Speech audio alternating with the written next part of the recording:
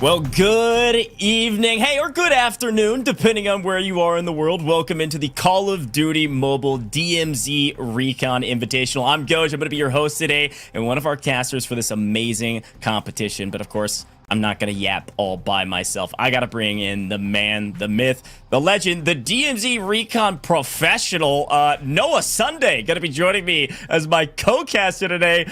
Noah, dude, it's so good to have you in the booth with me, man. It's exciting to be here, man. I appreciate that professional level glaze right there. It's a beautiful intro. Welcome to the stream, ladies and gentlemen. We got a lot of money on the line, a lot of DMZ to watch. I'm excited to be here along for you with the ride, man. Yeah, dude, it's going to be so much fun. It's been a while since we got a chance to work together, so I'm going to have a blast, and I know you're going to have a blast, either making fun of people or being really excited about what they were able to bring to the table. Folks, let's talk about what's going on today. Call of Duty Mobile DMZ Recon. It is in the name. So I got to remind everybody how DMZ Recon is played. If you haven't had a chance to check it out, obviously you need to, but this is a looter shooter. This is an extraction type mode, okay? So everybody's going to load in as trios, and you fight onto the map. This is just general DMZ Recon. The goal is to find your loot. You can loot up by looting bodies that you take off the ground, or looting different safes you find on the map if you want some high value loot, or just a random locker on the side of the wall could get you exactly what you need. As you loot up, you move throughout the map, and then you do have to extract, okay? So that is the key factor about DMZ Recon, is you do have to get out of the map to keep that loot. I think one of the key things about extractions, and DMZ Recon in particular,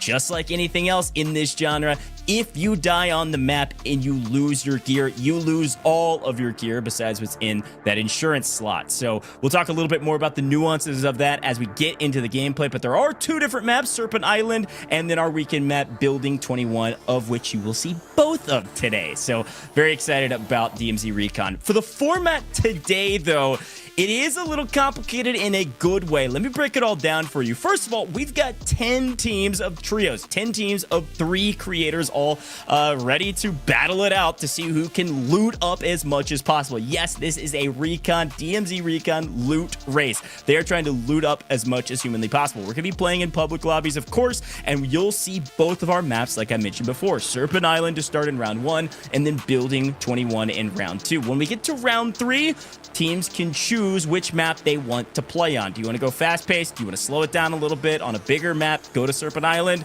You get to choose on round 3. Each of these rounds are 1 hour apiece. Now, the goal is to loot up as much as possible, okay? It's very simple in that way, and they're playing for $50,000 in total. That is our overall prize pool. The goal is to get up as much DMZ cash as possible. Now, the nuanced part of this format that is very cool is that we have 3 rounds, like I said, and each round lasts an hour. However, at the end of each hour, teams can offer up as much DMZ cash as they want to try to earn in our cash redemption here. Offer up as much as you want to try to earn some of our prizing. We have prize pools for each round. What that means is if you offer up a ton of DMZ cash you earned in the first hour and you win it, you offered up the most, fantastic, you're gonna win some real cash money for our leaderboard. Here's the problem. If you do offer up your cash redemption and you win that cash and you win some prize pool out of our 50K, great. But that overall loot value, that overall cash, DMZ cash that you spent, does not stay on your overall that you can spend on other rounds. So every single round, every hour, you're gonna have a chance to try to earn some extra cash, to earn some extra prize pool. But you've got to think, how much do we actually want to offer up? Because we're trying to total up as much as possible going into the 3rd round. Noah's going to talk a little bit more about that here in a second.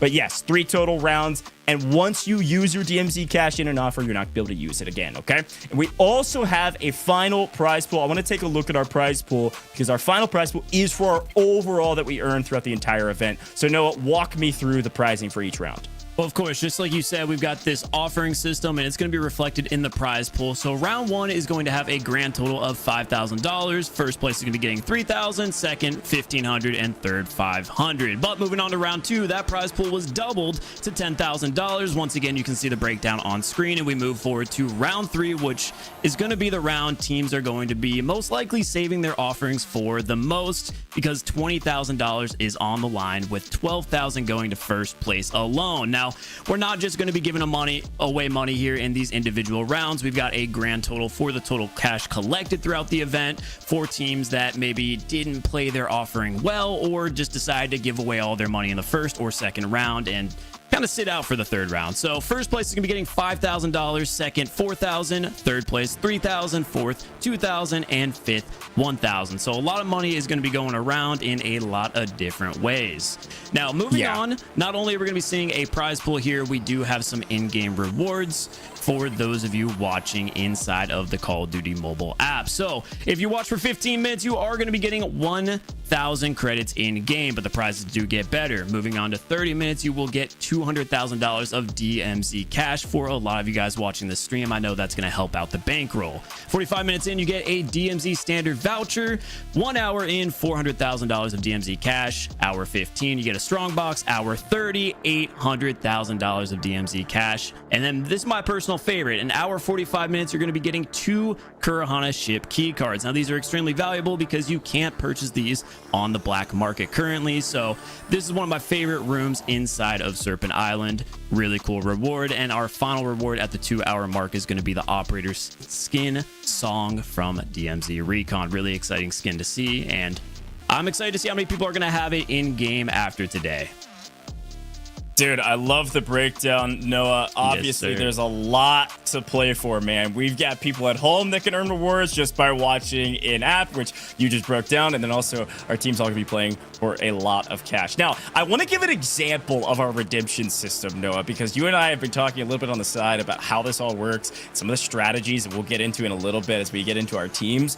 But I want to give an example just so everybody's very clear about how this all works. They're going to be offering up their DMZ cash that they earn in each round, right? So for instance, Noah, if you and I go in as a duo and our third is, I don't know, Bobby plays himself, okay? We go in, we only somehow, some way, we're terrible, apparently. You're trying to carry us, it doesn't work. We somehow only extract at the end of an hour with everything, all of the matches we've played included, we only have 1 million somehow in DMZ cash. I mean, that would be totally abysmal, frankly. But maybe that's the case. Not unrealistic with Bobby.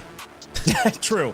At the end of that hour, we could offer up all of that 1 million to try to earn some of that $5,000 prize pool. That is a possibility. But if we do that and we win that $5,000 or some of that 5,000, well, then we may be in trouble in the next round because we're going to be down 1 million because we can't use it in round 2. So let's talk about those teams and see if that strategy, maybe Bobby Plays, who is competing in this, can do a little bit better than 1 million in an hour. I certainly hope so. Noah, let's quickly shout out some of our favorites. We've got a ton of players, a ton of amazing creators, and some fantastic rosters. Maybe start me off with Team Z-Laner there with Bobby Plays himself. Yeah, well, we talked about him, we joke about him, but honestly, he is one of the most experienced DMZ players here in the roster. He has put in the work, and I think it's probably going to reflect here in the looting pool and the system, because it's all going to be about how fast you can get in and out of matches with money. And I think Bobby's experience is really going to come down to help out the team. He's going to guide them, and he's not afraid to speak his mind. So team leader Bobby might be taking over Z-Lander's team, and he's a very competent player himself, and so is Metalcore. So I think they'll be able to follow behind, and that's going to be a very deadly team. Yeah, I like that roster a lot. Of course, my eyes in any of these competitions, anytime Nadeshot, Vague, and Winsanity are in competitions, you got to pay attention to them. When they're all on the same team, I think we may have a problem with our top left roster. Obviously, some experience in Call of Duty Mobile, actually for all 3 of them. What do you think of that roster, and then any others that maybe are inside your top 3? Of course, yeah. Team Nadeshot, very competitive, heavy team. All of them have had history in competitive. Winsanity, he's a very competitive person. I mean, he used to run, so that's his history. Maybe not in gaming, but going to be a very deadly roster as well. Vague's been putting in the work, and I think he's going to be a good representation of a team leader as well. And again, Nadeshot and Win are going to be able to follow. As far as my top, let's say, 3 teams to watch, definitely you got to stay on the lookout for T-Dog's team with Little B on it. He, outside of Bobby Plays, has put in the most time. And Team Kaylee. Space has also been taking this competition very seriously. Yeah. I've been getting a lot of DMs from him, an overwhelming amount of DMs from him asking for tips and tricks. So those are going to be my top 3 teams to stay on the lookout for. It's going to be a good one. Yeah, I think everybody's really excited that you're not competing and you're hanging out with me in the booth today, because I think you'd be running the tables, man. We have some great rosters, folks. We got a lot of folks we can talk about. And the fact, Noah, that you shouted out Team T-Dog Smitty as a top team, is one thing that I never thought I would hear in my entire life. Unbelievable stuff. T-Dog Smitty has a chance to win a tournament. I mean, that's news for everybody at home. But you're right, Little B, one of the top grinders in the game. You were kind of touting in particular, as we're about to hop into our games, that Little B, a very good looter in particular, which I think will go a long way. In the community, he's known as the Loot Goblin. Yeah.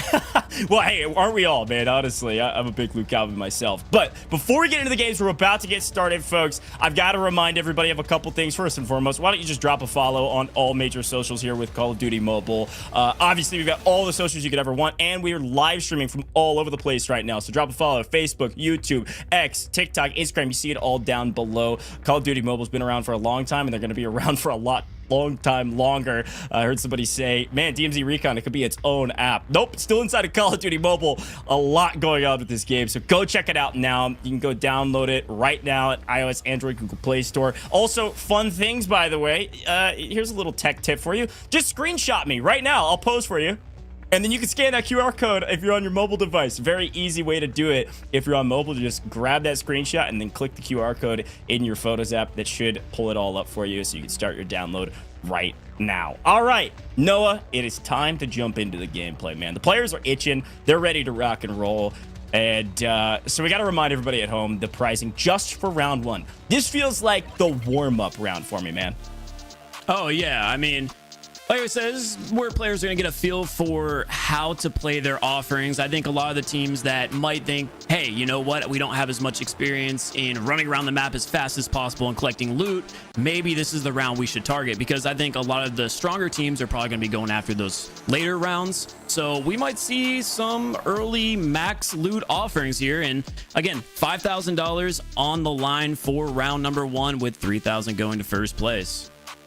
Yeah. Hey, still a lot of money on the line if you choose to offer up. And I think we'll continue in this redemption round. We'll continue to brief everybody how it all works. And feel free to ask questions, by the way. We're paying attention to the chat. But this was a fun one because there is a twofold thing. I said it was kind of a warm-up, right? But the problem is it's only a warm-up if you're going to allow it to be a warm-up, because everybody's trying to earn as much loot as possible, okay? And this DMZ cash that you can offer up for round one is important if you want to win some prizing. But you're also playing for the end game. Like, all of the DMZ cash you're earning right now also will count towards your overall. So there's kind of a lot going on right now, and this is going to set the tone for how this competition will go. Yeah, and I'll say right now, I never thought I'd hear the day where a warm-up is for $5,000 here. Yeah, that's a crazy statement you're making. We're on board here with Iceman Isaac, who honestly is one of the PC creators with the most mobile experience. So this might be an underdog team right here between Aerith, Iceman, and Thesaurus PG. Take that. I'm really curious to see what they're going to do. They got one of the Serpent Town spawn points, which is going to be right near a safe here. Couple of kills to their name already, and it's odd seeing a USS9 come in. But something we didn't even talk about is all these teams are going to be playing on fresh, brand new accounts. So everyone's starting at an even playing field. So taking a look at Aerith's inventory, we see a rare USS9. It's going to be really interesting to see how the competition develops in the later rounds, especially on Building 21, once a lot of these teams start to unlock some of the better weapons as well. Yeah. Yeah, no, it's a good shout. And just to be very clear, they are all upgraded, but on fresh accounts. So they're going to be able to have their whole talent tree available at RIP, but they don't have any like extra starting gear or anything like that. So you'll see them slowly build up their accounts as we go. You see that timer at the top middle of our screen, folks? Like we said, every round is an hour. So we're going to be popping back and forth between teams and streams and talking about all your favorite creators and listening in even to some of their comms. But they've got an hour to play, and then our redemption process will begin, which is about a 5-minute timer that they have to submit an offer if they want to. They don't have to. They have to submit it within that time window. So how many teams do you think are going to make a very heavy offer here in round one? It's kind of a catch-22, frankly. I think the only way you would do so is if you feel like you are way ahead. And you would feel like you're way ahead if you understand the game enough to say, hey, we actually, in this first hour, especially on this map, we actually came out with a crazy, like, we got very lucky. So I think some of the teams that get really lucky are going to be able to afford to spend some of that DMZ cash pretty early on our first redemption round. But a couple little freebies for them as we start off the map. And No, I haven't. yeah, the other thing I was thinking about, warm up. Yeah, exactly. The other thing I was thinking about though, Noah, is I feel like there's no reason not to submit an offer, right? Like even if you're like, hey, we don't want to spend anything, you might as well throw like $1 in DMZ Cash up there, just on the odd chance that nobody else puts an offer down, because top 3 still actually make cash from the prize pool. Yeah, Of course. And now that we're on board with methods here, we can also talk about the fact that some of these teams are going to be opting to use controller. Really interesting to see DMZ played on controller here. I think methods might need to jump up that sensitivity a little bit to compete. Maybe loot a little bit quicker, but did want to just shout that as well. We're going to have some controller perspective in here, which is going to be really fun to see. It's always something that's nice about mobile gaming and Call of Duty Mobile specifically, is that it is so diverse and you're able to connect any Bluetooth controller to the device and it just works seamlessly. With that contract is, it said eliminate that target. Yeah, you just gotta kill that guy and then touch him. I am surprised to see a lot of these teams taking their time, taking down the bots, because if I was in this competition, which, hey, lucky for them, I'm not, I would be saying, hey guys, listen, we're hopping to our first raid on normal difficulty. Our objective is going to be to make as much money as possible to come in with full purple gear on the hard mode as fast as possible, and that's when we can start collecting some of those better items. And the item rarity that I'm looking forward to seeing the most here is some ultras. Yeah, hopefully we can pull some. Man, I was watching some of your YouTube content actually, and saw your 20 mil raid that you did the other day. That was absolutely absurd. Cinematic raid right there. It was. And then the second one, pulling 2 ultras after that back to back, which is insane. But all of that to say, there is a decent chance, like if somebody's able to pull that off, especially once we get to building 21, a team pulls that off, even if it's a full team of 3, you know, pulling 20 mil or even 15 mil or something like that, that will give them a huge bonus that they'll be able to, like, hey, we've got room to offer up a lot of DMZ cash, even if it's, you know, in that second round, earn some bit of our prize pool, assuredly lock some real life money down, and still be able to play for round 3 and the overall leaderboard. Yeah, I wouldn't be surprised if round 2 is where we see the offering really come into play, with a lot of the teams starting to send out some hefty offers. Round 1 really is just going to be the feeler round all around on, you know, people getting used to the game mode and the pacing of how everyone else is going to play, and just kind of getting the team chemistry set up right. And moving on board here to Little B with T-Dog, and I'm not surprised to see he has already stacked up $2.5 million, and they're also currently doing the corporate rivalry contract. So it seems like Team Leader B is really stepping into effect here. Let me know once you smoked up. I didn't smoke. I'm just searching. Okay, gotcha. Yeah, it sounds like Little B's got them all in order, whether they practiced or they're just listening to the IGL comms of Little B. Calling for smokes. T-Dog says he's just looting up right now, which I respect. And yeah, up of the it looks like Bobby plays his team here. Yeah, already on the train. So like I said, trying to get in and out of the match as soon as you have the ability to purchase purple weapons, so you can get into the hard game mode. Yeah, let's talk a little bit about that. I think a lot of folks that are watching at home probably have played quite a bit of DMZ and Recon, but for those that don't know, explain the difference between some of the modes, not the maps, right? Normal versus hard, etc. Yeah, of course. So the normal mode is what we're watching right now. It's the most beginner friendly. It's when you first boot up the game, first create an account, first hop into DMZ. You're going to be playing on normal difficulty. And this is, you know, honestly, a lot of my viewers say, hey, I don't have any money. This is where you go to start racking up some free cash. But with that being said, it's not just going to be an unlimited money farm, because it's low risk. They kind of make it low reward. So you'll stack up on your very basics, maybe like $500,000 to $1 million per raid, or if you're Little B, 4 million somehow, and with reds. Oh, they might already be in the hard difficulty. They might have been one of the teams to already throw on purple gear. With that being said, you can't kill it. You can't. It's hard. Hopping into the normal difficulty, like I said, you're not going to be able to find the ultra items. It's going to be very beginner friendly, very, hey, this is how you play the game mode. And when you're really serious about locking it down and going high risk, where you can lose all your items outside of your weapons, hard mode's where you're going to go. It's going to be much tougher competition. The AI is going to be stronger. Yep. There's going to be more players on the map, and the loot is going to reward that. It's going to be better. Not only do you see more red items, more gold items, but you do have that opportunity for the ultras to be unlocked. I don't even want to tell you. Good shout. It's all good. It's all good. It's all good. It's all good. It's all good. Let me see if we can do this. I think they just said, T-Dog, how much money are you carrying right now? And he said, I don't even want to tell you guys. So a good start for this roster. Okay, I'm just kidding. That means he is broke on his looting thus far. But Lil B is carrying the burden of responsibility right now as expected. Yeah, and from what we've seen so far, though, 4 million alone is not a bad score. And as I say that, though, I'm taking a look at Slayer in the bottom left corner, and wait, is he carrying an ultra item? I see 4.6. Oh, I really hope he pulls up his inventory again. I believe I just saw an ultra horse. So he found the Jade horse in his first game of this event. Well, Good grief. not only is this going to be a skill-based competition, but you do have the opportunity, of course, at always finding a crystal skull or one of these ultra items. It's going to be a nice boost and a nice confidence boost leading into this competition. Can you follow me, Symphony? Yeah, and this, as long as they extract, which I assume they will,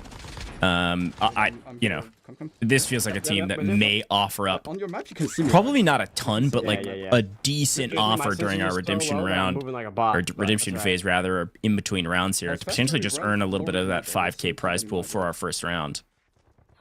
Yeah, I had spoken to you a little bit before the stream about Slayer's experience inside DMZ. He's been keeping it on the low. He has been grinding this mode a lot, and I had said it before, that team right there with Symphony is going to be one of the sleeper squads to stay on the lookout for. I didn't even shout them out as my top 4, but they're definitely one of those to stay looking out for.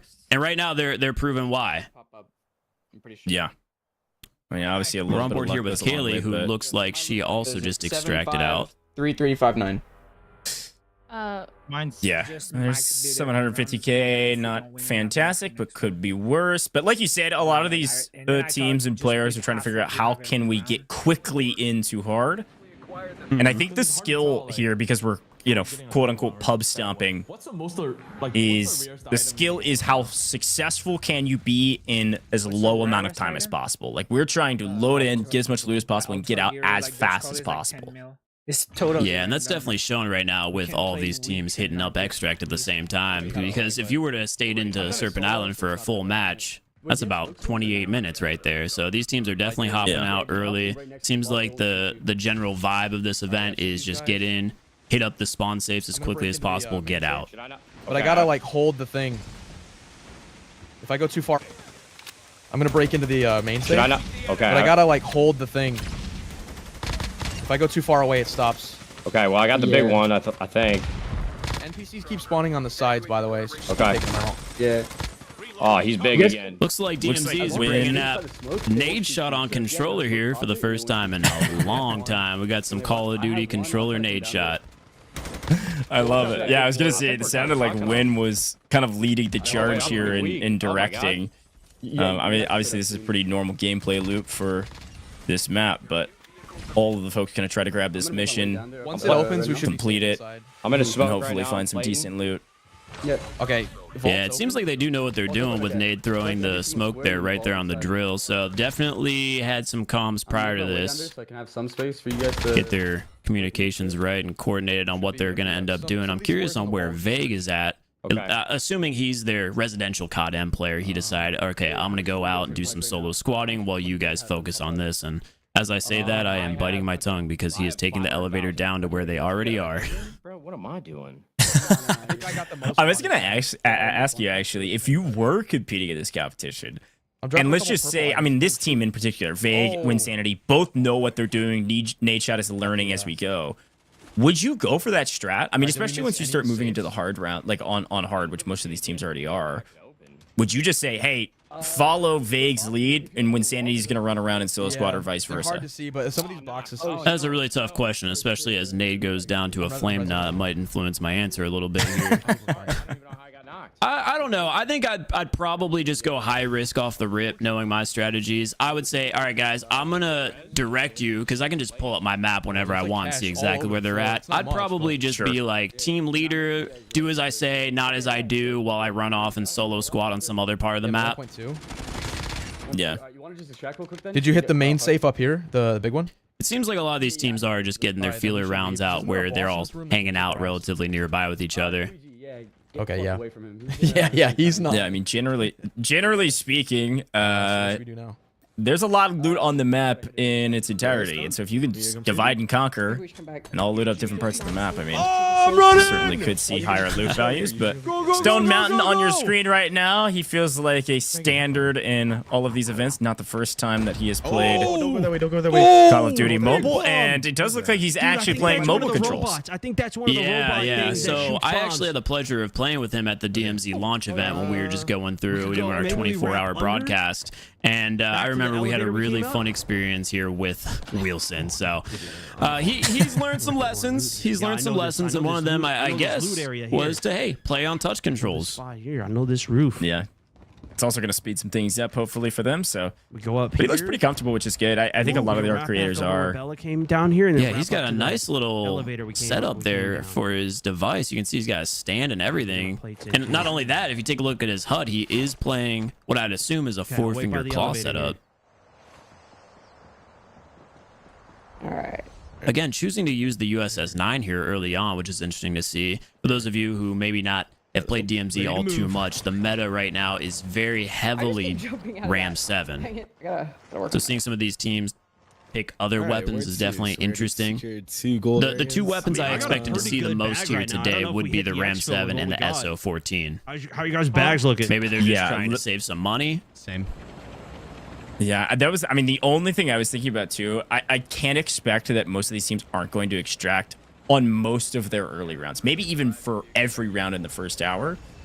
And so I can't imagine they're too scared to bring in, you know, whatever their best gear is at the time. And look, I have played some DMZ Recon. I've not played near as much as you, but the amount of times I've heard our creators talk about the Ram 7, I mean, good grief. It's definitely going to be one of the weapons you see the most. Yeah, it's very dominant. It's a little bit more tricky. It's just gonna be a lot. Together. All targets personnel have arrived.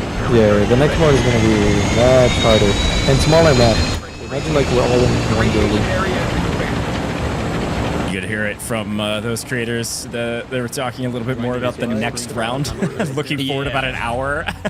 Basically saying, hey, I think what they're talking about here is moving into the hard difficulty, because again, you can see on normal there. So I think a lot of these teams are saying like, okay, this is what we're gonna have to do once we jump into hard. So I am very curious how quickly T-Dog's team ended up getting into the hard mode. Same with Slayer's team with Symphony, because he had an Ultra. So I wonder if some of the teams just decided to kind of get their feet wet in normal before hopping into hard. And some of the more confident teams said, nope, okay, you know what? We only have enough money to buy one set of purple gear. You know what? Whatever. Let's just do it anyway. Yeah. There's also a pretty good chance. You know, we popped in about 4 minutes after the hour had started. There's a pretty good chance maybe they loaded into a normal and then almost immediately got out. Have you hit downtown after yet? Getting some decent loot off rip. But yeah, I wouldn't be surprised if that's what happened either. Yeah, definitely. Oh yeah, definitely. The big building's priority. And something I never thought would happen in my life, but I am now casting over Bobby Plays gameplay.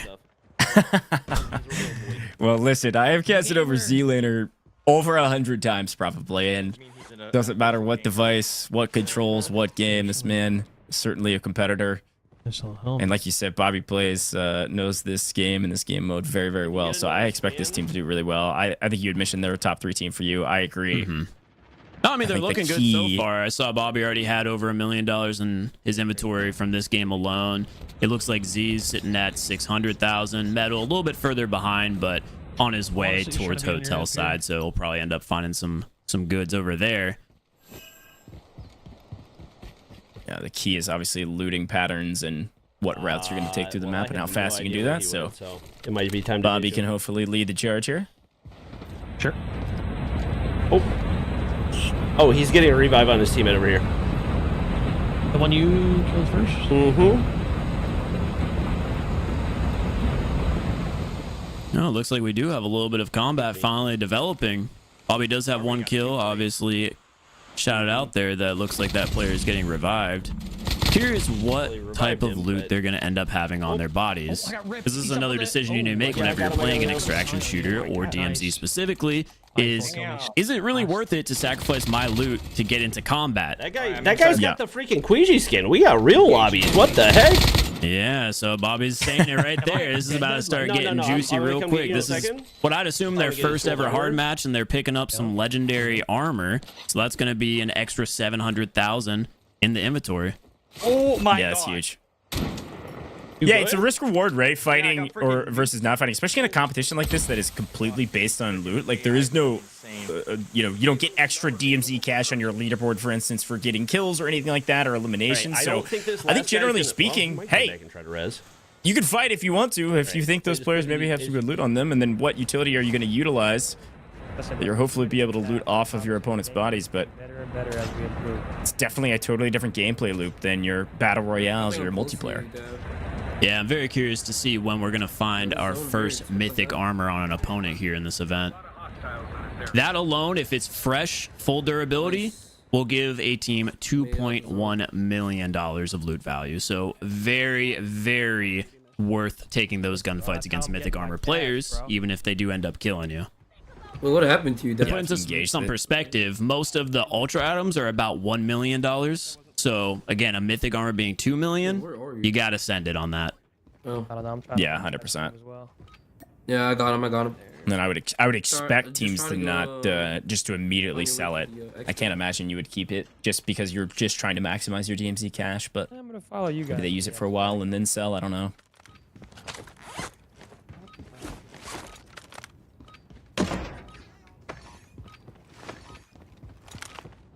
Yo, Cisco, how often do you guys have tournaments, bro? And like esports in general, or yeah, like how often do you play in tournaments? I don't know. I love Method's first thought. He's in a DMZ Recon. Oh shoot. Okay. All right. Nice. He's in a DMZ Recon tournament that's all about looting, and he's asking Cisco about one of you guys. Call of Duty Mobile esports. It's awesome. Bring me there, buddy. I think he's getting the itch to come back and compete again. That might be what it is. That's what they're saying. All right. I grabbed the contract for this vault mission. It's kind of an Easter egg, not really, but Oh, this thing. Yeah. Okay. It's gonna be another big part of what we're seeing for the next hour here on Serpent Island. Is a lot of these players just rushing to the corporate rivalry contract. So that's what Space is telling his team right now. Where did you go, Space? I have a feeling the majority of these teams that are going to be within the top 3 towards the end of round 1 are just going to be hanging out at the Kurahana ship throughout the entire game. Yeah. This is the high risk, high reward area right here, follow me. as indicated on the minimap with that red outline. Yeah, definitely the fastest way to get high value loot. And then should you kind of complete that contract, that is the other thing that's actually pretty cool about DMZ Recon for those that haven't had a chance to play a ton of it. Talk to me a little bit about contracts and how they work, Noah, because you know, this is something that's pretty unique to this game mode in particular that I think a lot of Call of Duty fans know. You know, if you've played some battle royales, like what contracts are. But if you're maybe an extraction shooter fan, you haven't played DMZ Recon yet. What does the contract do for you? How is it valuable? Oh my God! Yeah, of course. I mean, my personal favorite would be the hunt contract, and if you come from Warzone, you'll know that one pretty well. You can go ahead and collect that contract, activate it, and it will have a little ping on the minimap of the player on the map that has the most value in loot. So very helpful in not only finding enemies to kill, but you know, going after a player that has some pretty high value on them. One of my favorite contracts, but in general, a lot of these contracts are pretty simple. And real quickly, I have to point out, Bobby Plays going up against some mythic armor there. I said I was curious how long it was going to take. He found it pretty quickly, and he already has $4.2 million on their inventory. Where do they stand here on the leaderboards? Oh, they're 6 because this is probably their second game. Oh my God, that's massive. This is going to be really fun to watch this total cash earned move up. As I was saying, contracts, of course. You've got some different recon contracts, which will tell you to go kill a high-value target NPC, go destroy some bomb sites. They're just little gimmicky ways to earn some cash without going into an area where you might feel threatened, just taking on the environment. And then you also have the crown contracts like the corporate rivalry mission that I've mentioned multiple times before. Space was saying it's kind of like an Easter egg contract because it is so unique and different, and it is specific to Serpent Island. For this contract, you have to run to the back of the Kurahana ship, You explode the back of the base, and you run in, take an elevator down, have to fight all sorts of NPCs, and if you're not ready for it, it can be pretty overwhelming while you hack a safe, get in there with the drill, and once that contract is completed, not only do you earn about $300,000 as a team, you also have the ability to loot a free safe and multiple different vaults in there. Yeah, so to get the gold backpack, Nice. you have to take everything that's in it for them already. Oh, and just switch everything over. Oh, okay. Yeah, So just switch everything you're over. picking up their backpack. Okay. By the way, I think I know you saw that there was mythic armor there when he took down that player. Yeah, Also had a mythic backpack, if I saw that correctly. So Bobby is loaded right now. Yeah, if that's the case, Bobby's probably going to be borderline on a $10 million run right here, which is going to jump him straight up to the first place in the standings. Is it not increased? Is it not oh wait, there's a guy there. You can want to go kill him. Zach, you can go kill him. There's a guy right there. Scan. Wait, there's a guy there. You can want to go kill him. Zach, you can go kill him. There's a guy right there. Scan. Yeah, keep scanning, guys. There's a guy over there at southeast side of you. I'm doing a mission right now. I'm gonna go kill him. He might have something good. Okay. Never mind. So again, just to be a broken record here, this is that corporate rivalry mission, and it is the only one that spawns in on the map. Highest risk mission for you to do, highest mission contract, and Little B right there, just completing it and reaping the rewards. Found a lot of mythic items. You know the safe room, Mark? Come down to safe room. There's some loot in here. Safe room, okay. See if we can get a little lucky. I'll say it again, I am very surprised we've already seen one ultra item. Yeah, in our second raid, I think. All of 15 minutes into this event. Purple stuff just to do it. Yeah, just pick up. The real question is, are we going to see a crystal skull here today? Oh, I got 2 Listen, golds out of this one. I heard you pulled a crystal skull on like your second run ever. Is that right? And I didn't appreciate it the way I should have. Yeah, it was launch date for the game. Sometime within like 2 hours of playing, I was like, oh, my first ever ultra. That's pretty cool because we were looking for some ultra items. Bobby had found a Kurahana flower before me, and he was like, whoa, it's $1 million. I was like, that's pretty cool. You know, $1 million, that's great. Nothing to, you know, go crazy over. I pick up a skull. First time anyone had ever seen it because, again, it was launch, and it was like 2 hours after the game came out. We didn't know what the values were going to be. I look at it, I'm like, oh, it's $10 million. Yeah. And again, I didn't appreciate that at the time. And I had went a solid 6 weeks straight of playing the game for 8 to 5 hours a day before finding my second one. So it's just that rare to put into some perspective. That definitely would be huge for this competition. All about loot, all about the value of the items that you get out of the map with. Here's the other fun question. Who do you think the first team will be that doesn't extract? So far, I think we're probably near perfect from everybody. Everything's nice and clean thus far. They probably looted the boat already. Yeah, I was very curious about that as well. We'd seen a couple of players gone down, like Nate shot earlier to the Flame Knot, which is definitely someone you don't want to mess with when you only have the purple or even worse armor. But as far as a full team wipe, I don't know if we'll I don't know if we'll see it though, to be honest, until maybe building 21. I think in round 2, personally, that's my guess. With that being said, of course, Little B is here laying on his back. If I can, if that's Oh my I think that's a great example. Anything can happen, honestly. Oh, there's another player. There's another player. So be careful. There's another player. Okay. And this might be it. He's trying to extract. I don't have any plates, fellas. I don't have any plates. Oh, he's trying to extract. Don't let him. Don't let him. Yeah, I'm not gonna let him extract. I'm here with him. Yeah, that is the thing about the helicopter extract here. I'm scanning. It is, it's nice to get out of the map with, but it is very often that people like Noah Sunday roll up on you right as you're trying to extract in the last 3 seconds and kill you and take all your stuff and then get out of the map as well. No, don't leave. That's my favorite thing to do. We have a lot of loot. I've said this before. My only gripe with the game is I wish that the extraction took even longer so I can run across the map and get even more kills.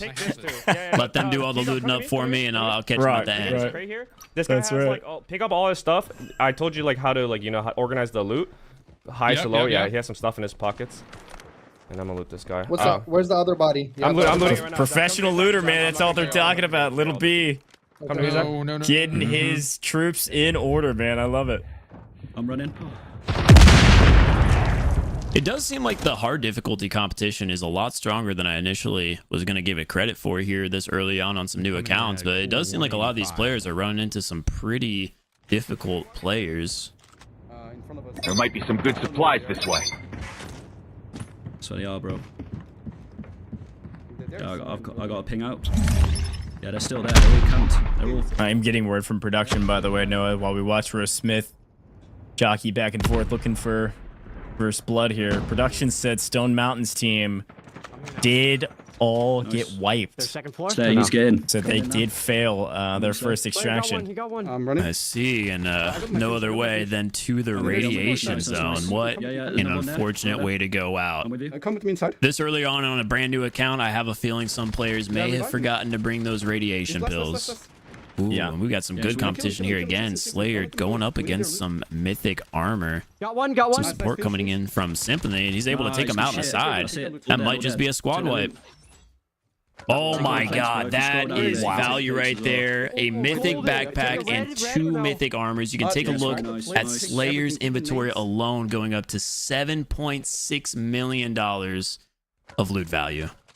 Bro, it's one of the teams. Yeah, a huge game for them. This should help them top the leaderboards most likely. Oh my gosh, even more mythic armor too. Watch this number. That's one of them. $9 million on Slayer alone. Keep facing people over and over. Good grief. Anybody that's playing controller is going to be in our lobbies. Yo, let's go, boy. Wait, which Let's team go, was boys. that? But it's not for the I don't know. I tournament. didn't see that. Golly. Got word from production. That's the highest number we've seen so far on an individual. 9 mil from Slayer is now the loot to beat. And this Across is the whole all of roster. them, it looks like we've got 20 million. Yeah. Holy, I was kind of not joking, but I was kind of thinking we wouldn't see a 20 million raid even from a trio for like at least until building 21, but apparently we're getting it right now. A massive They got a crazy run from lobby. these three And what's gentlemen. even more surprising to me is the fact that Symphony is on controller. So this is a controller lobby extracting with full mythic gear. People been I grinding. might have to pop in the sticks real quick and try out a controller lobby myself. Sounds like a new video, huh? I took all the mythic armors, by the way, so we don't waste them. I took them. I like the way Yeah, you it think. looks like. Yeah, I can picture the thumbnail right now. Like I'm just trying to loot. You with the big surprise face of my 20 mil raid in controller lobbies. It's crazy stuff. I'm looking forward to the video. T-Dog out of the map. Yeah, it seems like And it will be feeling good much about that sweatier one. in these lobbies than I expected it was going to be. So should be good for the loot value. Yeah, Bobby shouting that out as well. These lobbies are sweatier than expected. It's the weekend, man. Also, fun fact: People are putting some game time in. I'm loving it. or melee, This is a big raid, by the way, from Bobby, it pops up Metal, with and that Z-Laner. basically worthless, but Just between Metal and Bobby, that's over 10 mil. So as long as Z's got something, this is a great one for them. They should be probably top 5. Check your map. Yeah, nice 2.6. Absolutely. See you later. Not this. See you later, get on. I'm oh, coming. it's all right. He's got a minute. He got a minute. We're chilling. Taking his sweet time here. It is interesting to see teams opting to take that train extract just because it is one of the lengthier ones. And although you might not think, you know, hey, a 2-minute extract, that's really going to hurt my overall time. You know, every minute, every second counts here. Yeah, also, if you're taking the train extract, what, 8 times in an hour? Hey, that adds up, man. That's 16 minutes. That's a long time when you're only playing an hour. Some good math there. That's some good math. I'll do some more for you later. If you're playing fair, it wouldn't be, you wouldn't start on hard. You start on regular.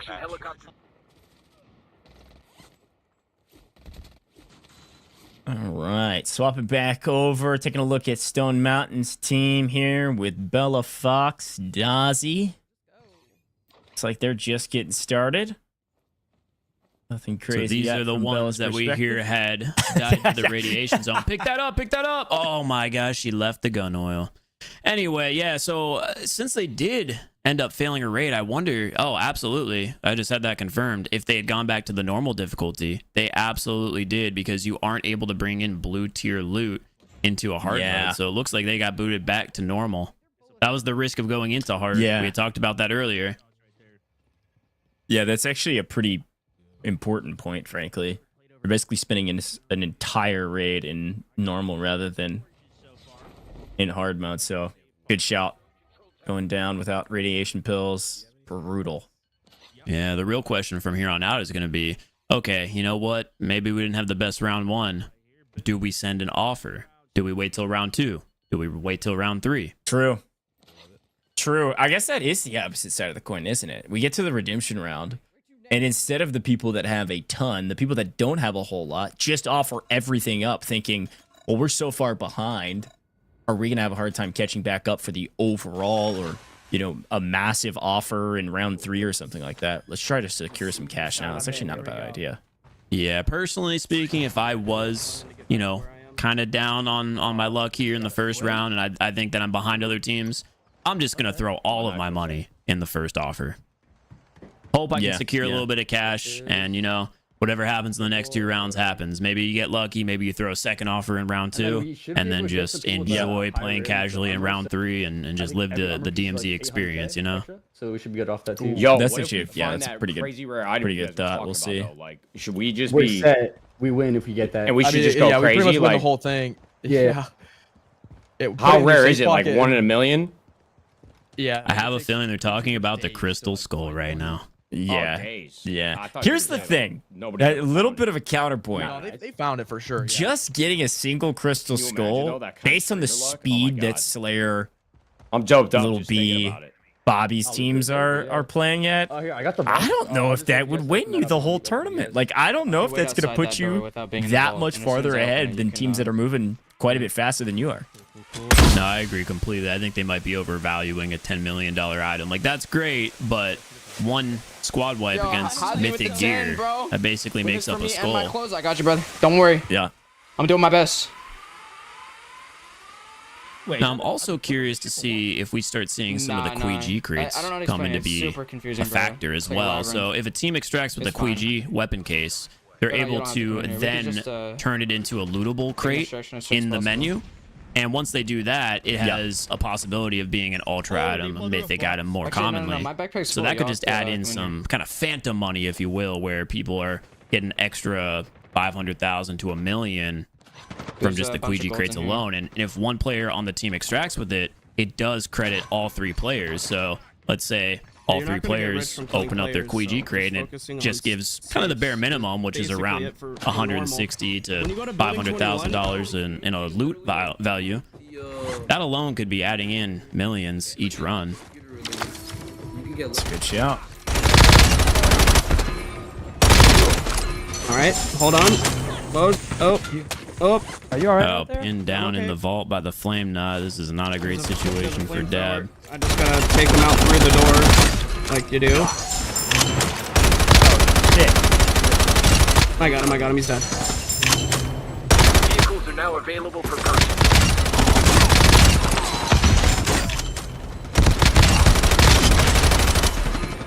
Yeah, I can see if you're, you know, not prepared for this, this might be a little overwhelming, but not too difficult if you know what you're doing. Yeah, I like to make jokes about it now on my stream. Like, I'll watch some of my opponents end up dying here, and I'm just like, how is that even possible? But I do need to just remember the first time I ever went into this, I actually had an ultra item in my backpack. This is before I had the ultra insurance slot, and I had never done the mission before. It was literally the first time I'd run in there, and I had gotten destroyed. I just got absolutely swarmed, wasn't expecting it, and I had lost my first ever ultra. And still to this day, the only ultra I've ever lost was to that mission. You want me to hack in here? Actually, bro, you should hack this shit. It just opens up a secret door. Gotcha. Yo, I'm just so confused because the safe was open for me. I think. Sometimes the bots will run up to it. I'm also very curious how the looting experience is here on controller. It looks like whenever Methods opens up an item, he then touches his screen to loot it.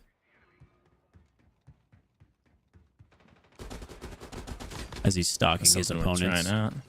Yeah. Definitely something worth trying out. Nothing to write home about necessarily about this run for that team. We'll swing back over to Winsanity. Vig, Nashot. Like you said, we're going to be running this mission over and over and over again. It's certainly one of the fastest ways to get high value loot. Footsteps?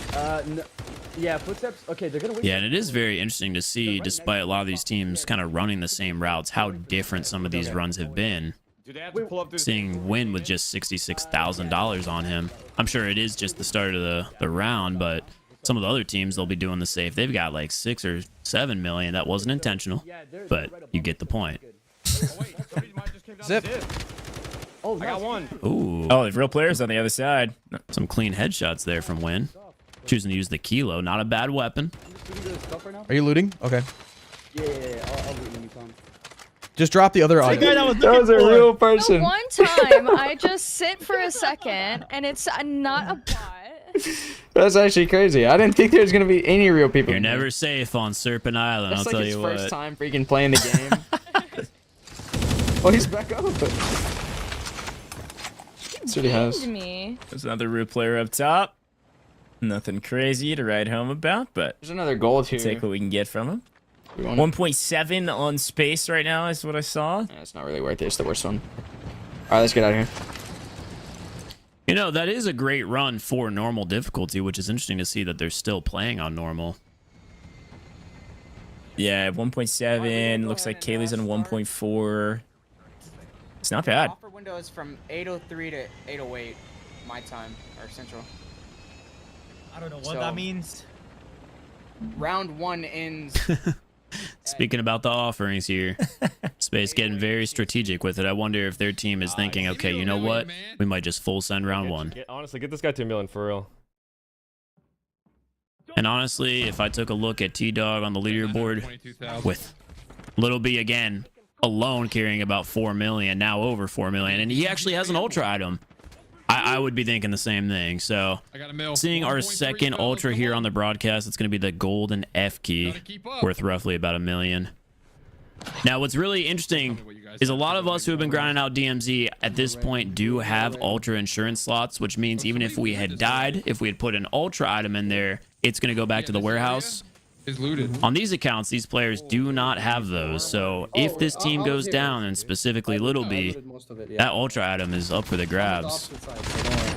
Yeah, that's a good call out. I think for those that have played DMZ Recon, you know that you've got your insurance slots down below, bottom of your bag, and you can, whatever you put in there, you get out no matter what happens on the map. But ultras, some of those ultras can't go in those spots unless you have your What is up with the ultra insurance, like you were talking about, Noah. So definitely something to keep in mind if things get a little too mixy. Yeah, and Little B right now struggling against the AI. They just got him pinned, trying to work his way out. Doesn't look like he's got plates on, finally getting a chance. I'm very curious what's going on with those footsteps around him. If I had to guess, they're above him right now, thinking, there might be something worth looting over here in the safe. Loot the containers. We'll see if Little B gets into some combat here in a minute. I hate that he's just taking his time in this position, truly.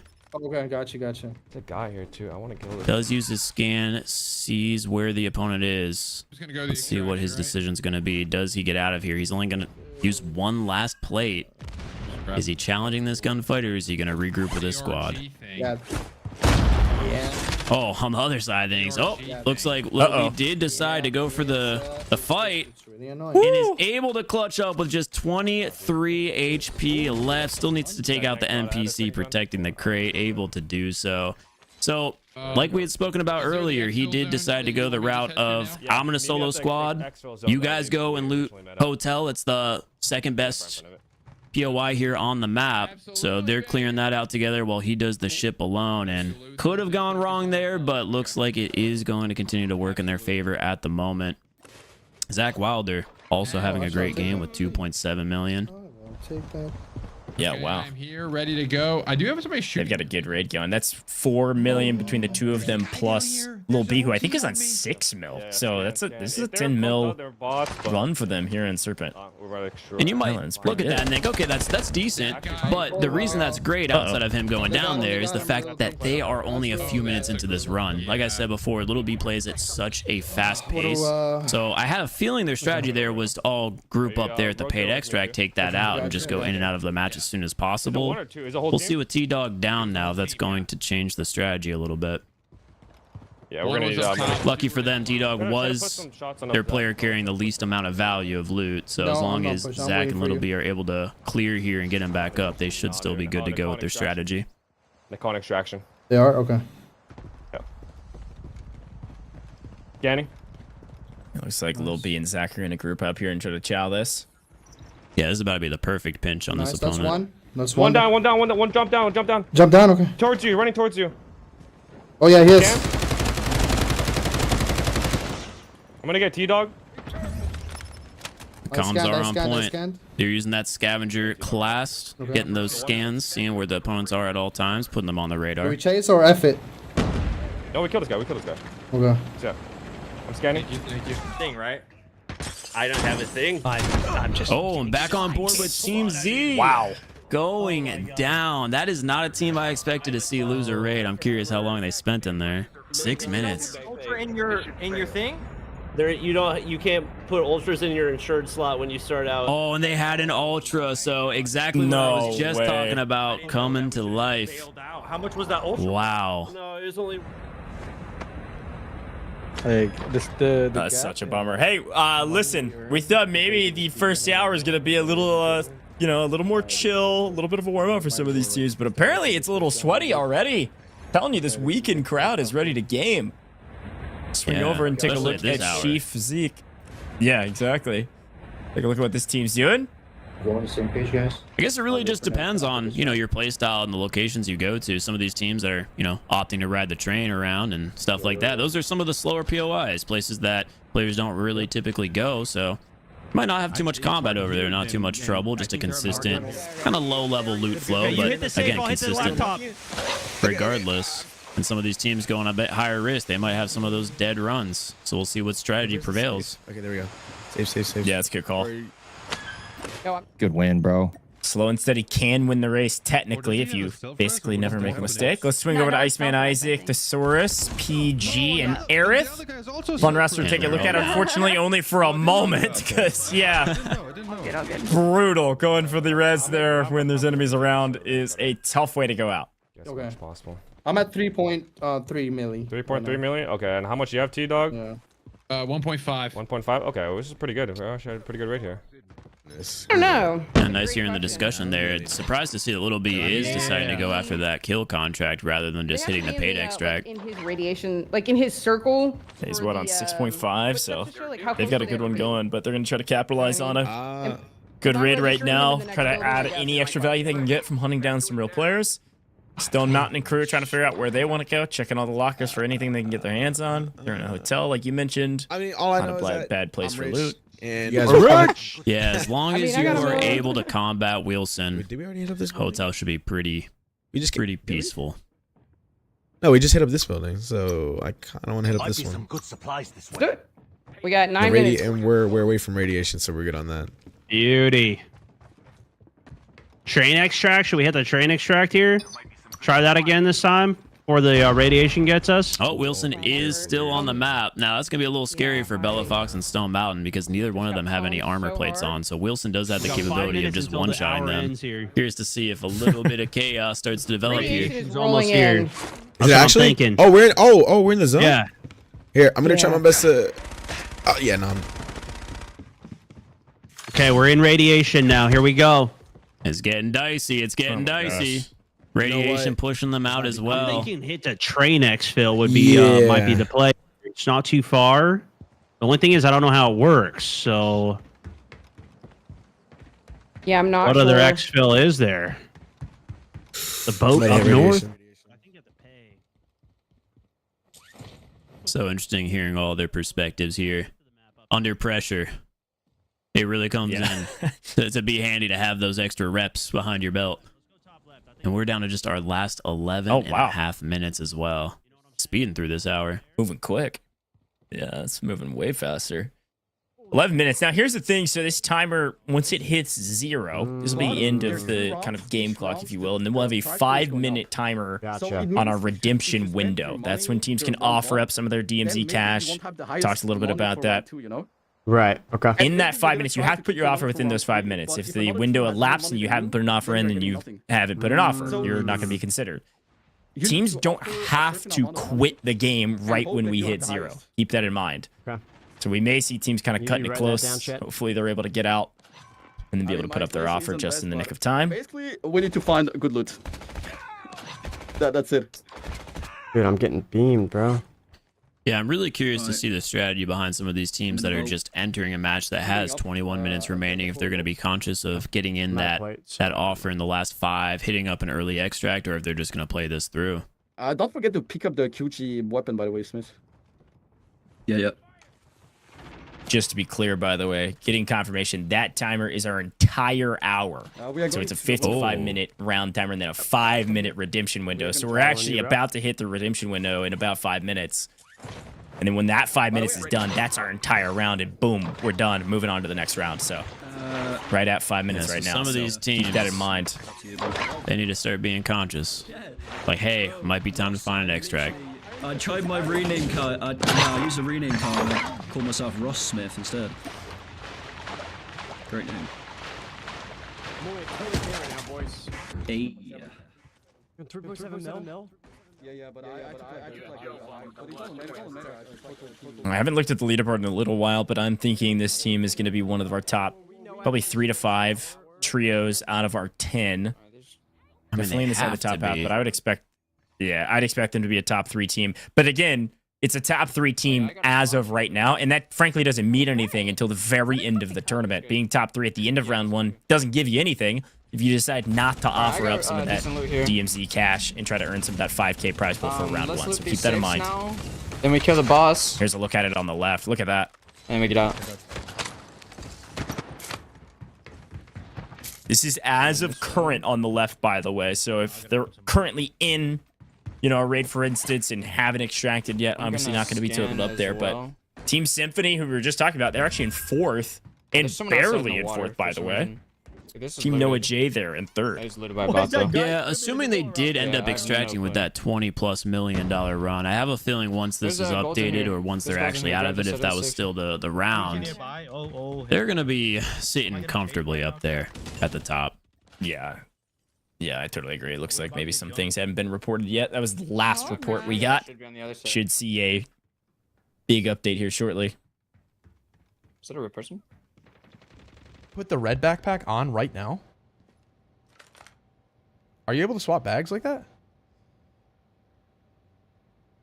Absolutely, Win. Absolutely. It's a good strategy. You should swap your bag.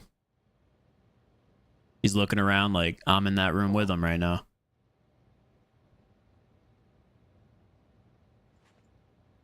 I think they're going to be organizing their loot on the back end. Preparing for the extraction here shortly. Oh, what just happened? 2.2 mil currently for Win. Extraction point is about to close. Wait, we gotta go. Wait, Win, you gotta log in. I can hear my teammates. Oh no. Roger extraction that. Helicopter pickup point has been confirmed. Check your map. Nade shot is always comedy.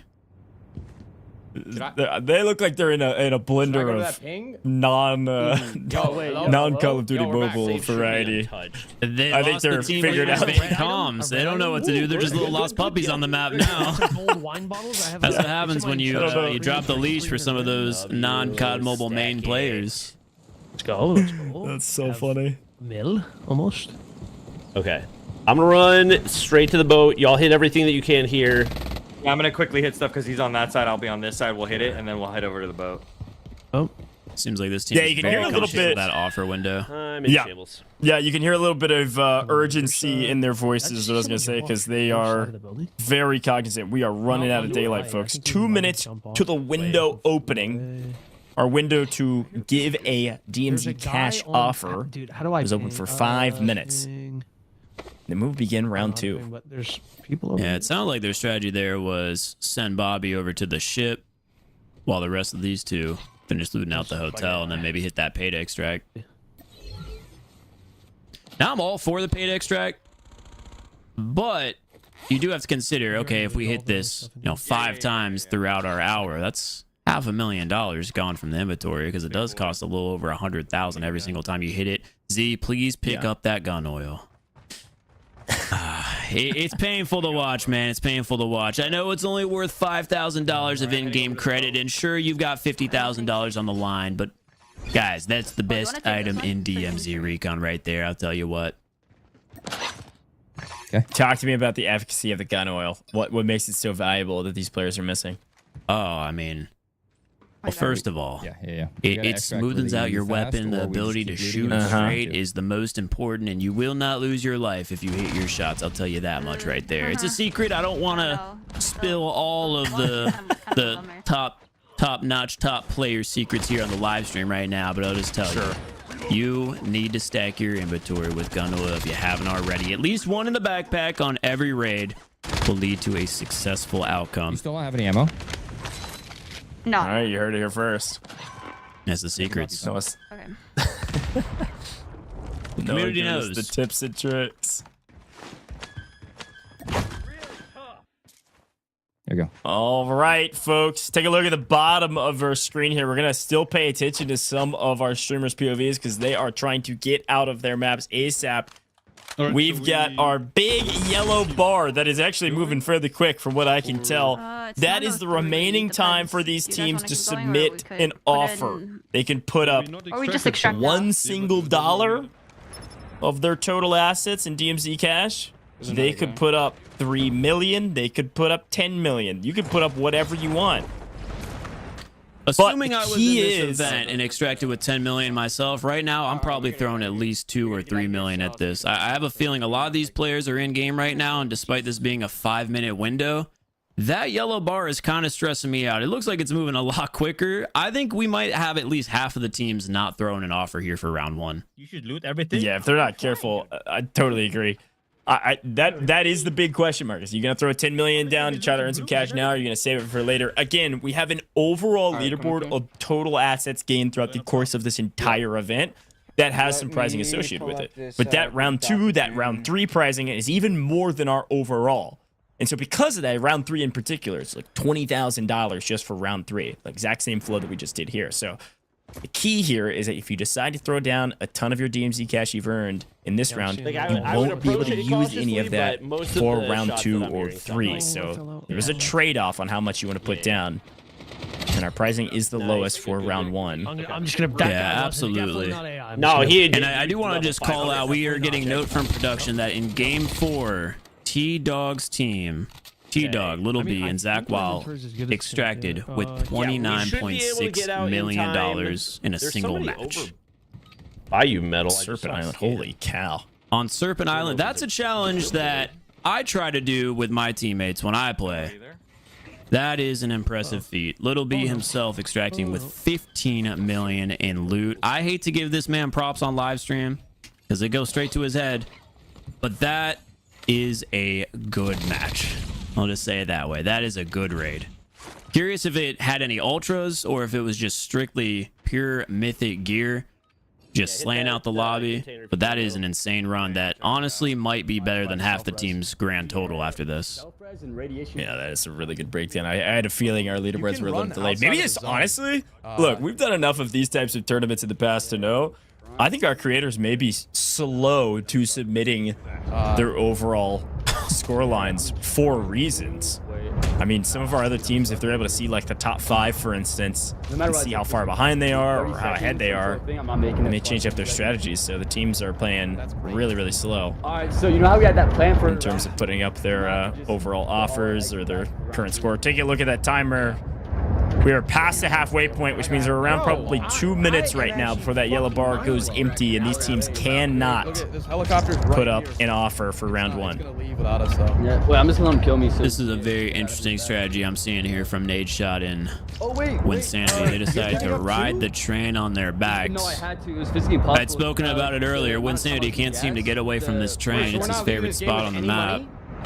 No, our safe pocket. And unfortunately, no. This is the reason why you need to stay conscious of the timer, not only of your offer in this tournament, but your in-game time. Because if you let that extract timer hit 0, this is the result.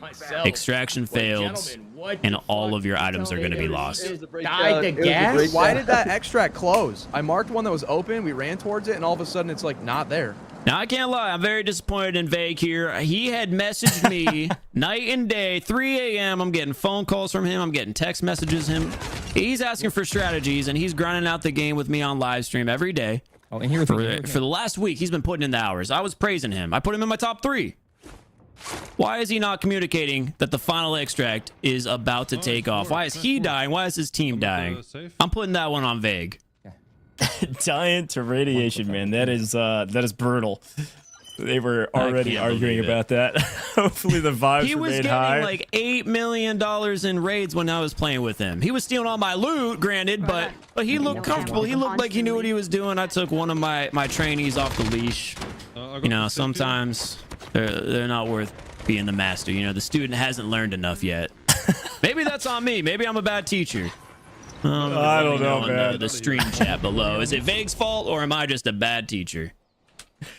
Well, speaking of a bad teacher, I hope these boys have submitted an offer. We tried to teach them how to do it. We are running out of daylight, and by running out, I mean we are out of time, Bobby Plays.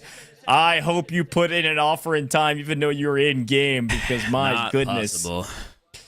I don't know. Unless that was like a buzzer beater because of our delay. I think they are going to have a grand total of $0 offered up here in round 1. Very curious to see what those are going to look like. Yeah, maybe that was intentional, right? Maybe that was their plan. It's like, hey, we're doing pretty well in the overall. We don't want to spend any of our DMZ cash in round 1, and therefore we're going to hang on to it. And if anything, therefore is, hey, we got an extra 5 minutes to try to finish up a game here in round 1. Yeah, it very well could have been that. I wouldn't be surprised if they don't mind that. They don't hate it. Maybe they're going for round 2. Personally, again, I think, you know, depending on what the leaderboards are going to look like here once we get that final number, a lot of the teams are going to see Teague Dog's team way up there and start to decide what the strategy is going to be. And Aerith going down there to a Juggernaut. For the minigun guy. Oh, I died to the. I'm coming. Talk to me. You got to put some respect on its name and the players that are playing it. These NPCs, the environmental threats, let alone the players, they're deadly. And the minigun guy shot me in the back. Heard that. Yeah. Speaking about Wilson taking down the map, that's everyone's favorite environmental threat. Wilson, let's get some W Wilson in the chat. Let's see if he's going for the squad wipe with his teammate, the Juggernaut here. And if Isaac is not careful enough, Wilson is about to put a nice bullet into his back. Wilson able to take down the Juggernaut. Yeah, Wilson is surprisingly deadly and very tanky, but our offers are in, so we got to take a look at offers for round 1. Again, we've got $5,000 up for our very first round of the day. Again, it felt like a warm-up, but some of these teams, it's less of a warm-up for them, maybe, Noah, and it's more preparing for what is to come with rounds 2 and round 3, where the prize pool exponentially increases in a very big way. So I'll be very curious to take a look here whenever production's ready of which teams submitted an offer and which teams did not. Our top 3 offers will walk away with a little bit of some real cash money today. Now, taking a look here, some of our teams have elected to give some away and some of our teams have elected to keep it. Now, looking at these numbers, the yellow number, that is their offer. So yes, several of these teams have decided to not put up an offer at all here, Noah. The number in the blue is apparently the total that they could have offered after round 1. Any big standouts here for you? Well, I mean, we got to point out the obvious that Team Noah J said, you know what? We are throwing every single dollar we earned into the round 1 prize. And I'm not surprised that we saw that. I thought at least one team would do that. I didn't think it would be $20 million worth. One team that was, you know, honestly in a really good position to win rounds 2 and 3.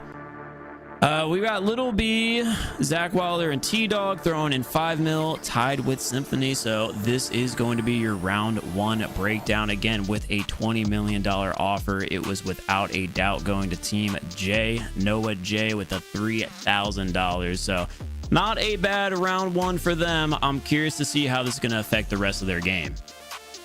Yeah, a really good shout out. And I think, honestly, the big winners here, I love, by the way, that I think you had mentioned it, but just to further hone in on it, T-Dog Smitty, this roster, we've been kind of hyping up for a while. They had, I think, the best and the most total loot that they picked up in the first hour.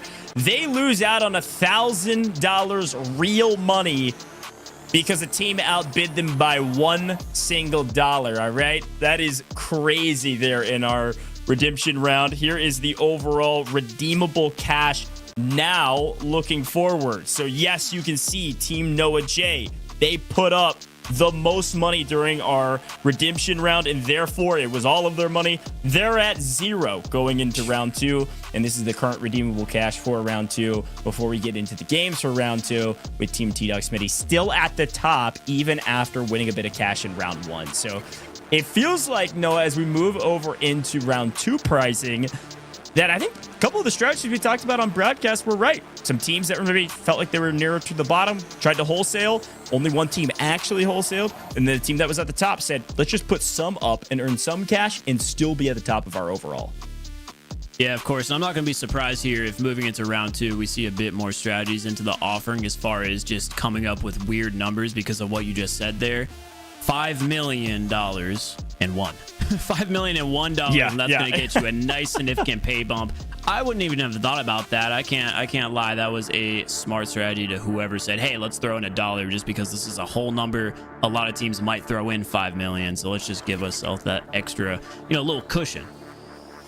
Yeah, exactly right. Well, you already talked about it, Noah. I want you to take it away again because some of our folks at home hopefully have been watching for at least an hour at this point that we've been live. Tell the folks at home how they can earn all of these amazing rewards.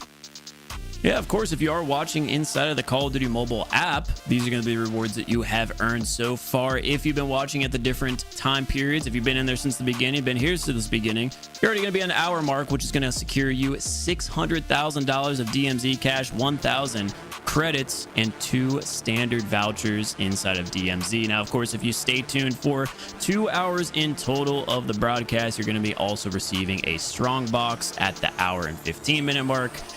Hour and 30 minutes is going to get you $800,000 of DMZ, and an hour 45 will be getting you those super valuable Kurahana key cards. 2 hours will get you this exclusive operator skin from DMZ Recon. Amazing stuff. Well, it's time to move into round 2, and like we saw there with our prize pool for round 2, things are exponentially increasing. We have moved up to $10,000 in total for round 2, but it's going to operate the exact same way that round 1 operated, except on a different map. We're headed to our weekend map. It's time to head to Build 21. Talk to me about this map, Noah. I see you run it often. A lot more fast-paced, a lot of fights. There should be a floor above. Yeah, this is going to separate the boys from the men, as they say, metaphorically. So, this location right here, the staircase, is where you're going to see the majority of action. Bring plenty of grenades for this exact reason. Super chaotic. Back up. And you'll see a lot more of that right there. Some red armor from your opponents. This is... How would I describe it? Because this is the competitive map. This is just super close range action. Okay. Close, tight spawn points, deadly opponents. I mean, it's pretty much all you'd expect from a Call of Duty game. It's just high action, non-stop chaos. Red armor in the OES. Because it is so close quarters, you will see a lot of those teams, as I said before, opting to run mythic armor just because you are going to be taking fight after fight after fight. But there is one key factor that's different from Serpent Island on this map, and that is because of how close quarters it is, teams do typically go through all of their fighting within the first 5 to 6 minutes, and after that, you are just free to loot up the entire map on your own. Now, with that being said, you're not going to have too much time because the amount of time that you can stay in this map is going to be half of Serpent Island. So, much more fast-paced. Said it before, said it again. Quick map, lots of loot to be had. It's going to be fun to watch, especially some of these teams that were looking a little uncomfortable on Serpent Island. Welcome to Building 21. No, he has a welcome to Building 21, Bobby. Yeah, that's Shotguns exactly are right. going to be a big factor on this map, especially. That's another thing, and my stream chat will make fun of me. I hope everyone's doing the point and laugh emote on Bobby's stream right now. The HSO shotgun taking down Zealander as well. Surprised not to see any of our players rocking it so far in this first round. That is going to be the deadliest weapon, and a full squad wipe coming in from this player rocking the HSO. This has the capability of one-shotting mythic armor, by the way. Ridiculous. And secondly, we're already seeing teams fail extractions. This is where the rubber meets the road. No, I called the first round a warm-up, even though it's not for this very reason. Winsanity getting a little mixy on Wilson. I don't know. Wilson. Yeah, I mean, hey. this is, you gotta run the other way, buddy. I don't know. This is not a safe move. I'm surprised he didn't just get blasted there by Wilson. Wilson's gonna track him down. Just wait. In 2 seconds, he's gonna get shot again. I love it though. But yeah, I will be curious as how many folks do not extract over and over and over again. Because again, you got to keep bringing in the gear to be able to play the next round. I mean, there's a chance people go down in redeemable cash here in round 2. If they can't figure it out without taking in that mythic armor yourself. Each raid is going to be an investment of about $4 million from your equipment alone, let alone your weapons. You just got the first one? Yeah. Stairs case right here. So a couple of deaths will set you back almost the entirety of your Serpent Island hour there. I don't know, it could be rough. Oh wait, is that a door? Looks like Winsanity's team is electing to go for looting up. Yeah, look around, see what you can pick up and what As of right now. as well. So just open your Stuff's minimap. already been looted up here. Not sure if they wiped the whole lobby yet. Win already got. Our first seen Ultra on the broadcast. Watching Winsanity pull the LST vinyl. I got an Ultra, yeah. But he's under pressure. I got knocked from a bot, though. No way. Wait, I'm coming. There's no Get it way. in your safe? I know it's still in the. It's Again, I don't know who we blame here. If we blame Win, Nade, or Vague, who's trying to run through a closed I'll door. be able to res you. Wait. We might be back in it. Wait, we're actually back in it. Good job. Yeah. You know what? If this wasn't a competition where your teammates are valuable, if I'm Vague, I'm going to just slowly and quietly let Win bleed out and grab that Ultra item for myself. Sorry. Yeah, if this wasn't a team-based competition where you need your teammates to execute the Yeah, gameplay. they're kind of valuable. They're kind of valuable here. I love it. When you get up, throw nades in the doorway. Throw nades in the doorway and back up the door. He keeps knocking me the moment I get rest. He keeps knocking me. I couldn't do it. I do love seeing some of these multiplayer Call of Duty players hopping into DMZ and just kind of being humbled a little bit. Maybe they weren't taking it as seriously, not putting in as many reps as they should have. It's really nice to see. I try to tell them, I'm like, guys, this is going to be intense. Open the door! Oh my god. Oh man, they're stuck at their spawn right now. Ooh, Air though with some really nice shots, able to take down a player through the smoke and a second pushing with mythic armor. Hitting that? I think she heard you talking trash. She must have. She said, hold up, watch this. No, one is still on the left side there. One's still on the There's a reason I got second place to you in this competition. He's still on the left. For reference, last competition I played against her, I beat her. I'm pushing. I can't see anything. Just a little reminder. He went this door? No.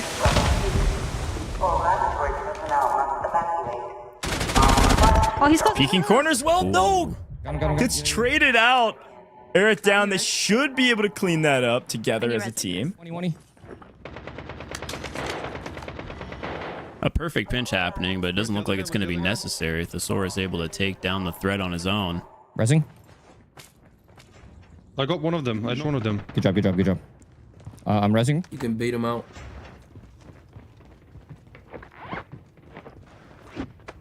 Oh, by the All right, we swing over to Dab, Cisco, Methods. They've got the radiation suit on. So talk to me a little bit about the mission on this map and getting this suit and everything you need to do on this map to succeed in kind of the late game, if you will, quote unquote. Yeah, of course. So as I had mentioned before, Serpent Island had its exclusive contract and it has a little crown next to it. Same goes for Building 21. Now it's going to be a bit harder to locate just due to the fact that Building 21 doesn't actually have an available map. As you can see in the top right corner there, signal lost. So that's one of the more tricky things about learning this map here. But, you know, personal shout out, I do have a nice Building 21 guide on my YouTube channel. If you go to the third level to the core central lab, you're able to find that contract that's exclusive to Building 21. You pick it up, you hack a terminal, you open up the doors, and you are able to loot 3 different hazmat suits before planting a bomb into some T3 explosives. Once that bomb goes off, the entire map, regardless of the time left in the game, will look just like this. A toxic Nova gas will spread throughout the entire map, and the team that's wearing the hazmat suits, they do have an advantage in the fact that they're not going to be taking any damage to this constant Nova gas that will just tick away at every other player's HP. But there is a downside. You will then be broadcasted on the map to the entire lobby. So if a player decide to pull up this map right now, it, although it's a little blacked out, will show the location of these players wearing the hazmat suit. So it is an advantage, but like anything inside of DMZ, there's going to be some type of side consequence. I love it. Great breakdown yet again from you, Mr. Noah. I'm getting word from production while this squad is looting up, and there's a look at that mini map, by the way, or the main map rather. Mini map is grayed out. It looks like Stone Mountain's crew is for those you guys who are just broke. tuning in. And they can't afford to go to Building 21, Noah. Round 2 Oh my god, when you were pointing this out, I was like, what? So they're just playing the wrong map? No, because they are so broke, they can't afford to play on the hard difficulty, and Building 21 is exclusive to the hard difficulty. So they are now going to be forced to hop into Serpent Island on normal to hopefully earn enough money to grab some purple items and hop right back into Building 21. This is going to be a major setback. Lost a ton of money. There are a lot of hostiles in this area. Yeah, you heard him say they're very lost a ton of money. And it is something that I can't imagine this is the only roster that will end up having to do this, because there is a substantial score difference in total DMZ cash from some of our teams versus others. So some of these squads have an opportunity to, you know, lose a couple rounds, drop a lot of the loot that they're bringing in, kind of over and over again, and still be able to keep queuing for hard here with Building 21. But some of these teams certainly can't afford more than 3, 4, maybe 5 raids before they extract and get some of this very valuable loot out. Okay. And then you walk down the things that are called steps. And then and then when you're at the bottom of them, because there'll be no more to go down, then you know you're at the bottom. And then you run all the way across the parking garage to me. Okay. I mean, in the corners, like couldn't get many much more simple than that. But he did explain it pretty well. You go down the stairs and you're here. That's how you get to the bottom level. Wait. That's crazy. Uh-oh. Some chaos developing for one of our top teams here. So weak.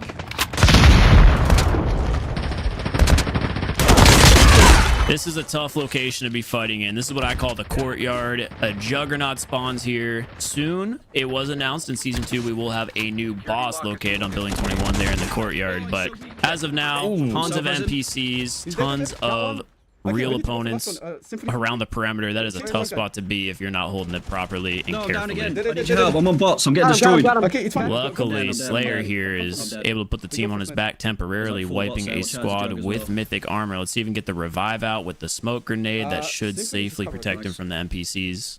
That was a shotgun. It's fine. We jump back in. And Team Kelly is going to be going down. Oh, was that 38 seconds into the match? Good grief. For this staircase guy have I may have undersold how tight these spawn points are on Building 21. I told you, it's close range. It is so extremely close range. They have like not chaos. Backpack, correct? Nah, don't take the backpacks. And a lot of radiation pills there just in case. In your armor, like in your backpack. But don't take the backpacks. There's another guy on me. This way. Those guys. Wait, you solo. I think these guys are below. Yep. Doors open. All right, you here to push with me? Yeah, I'm here.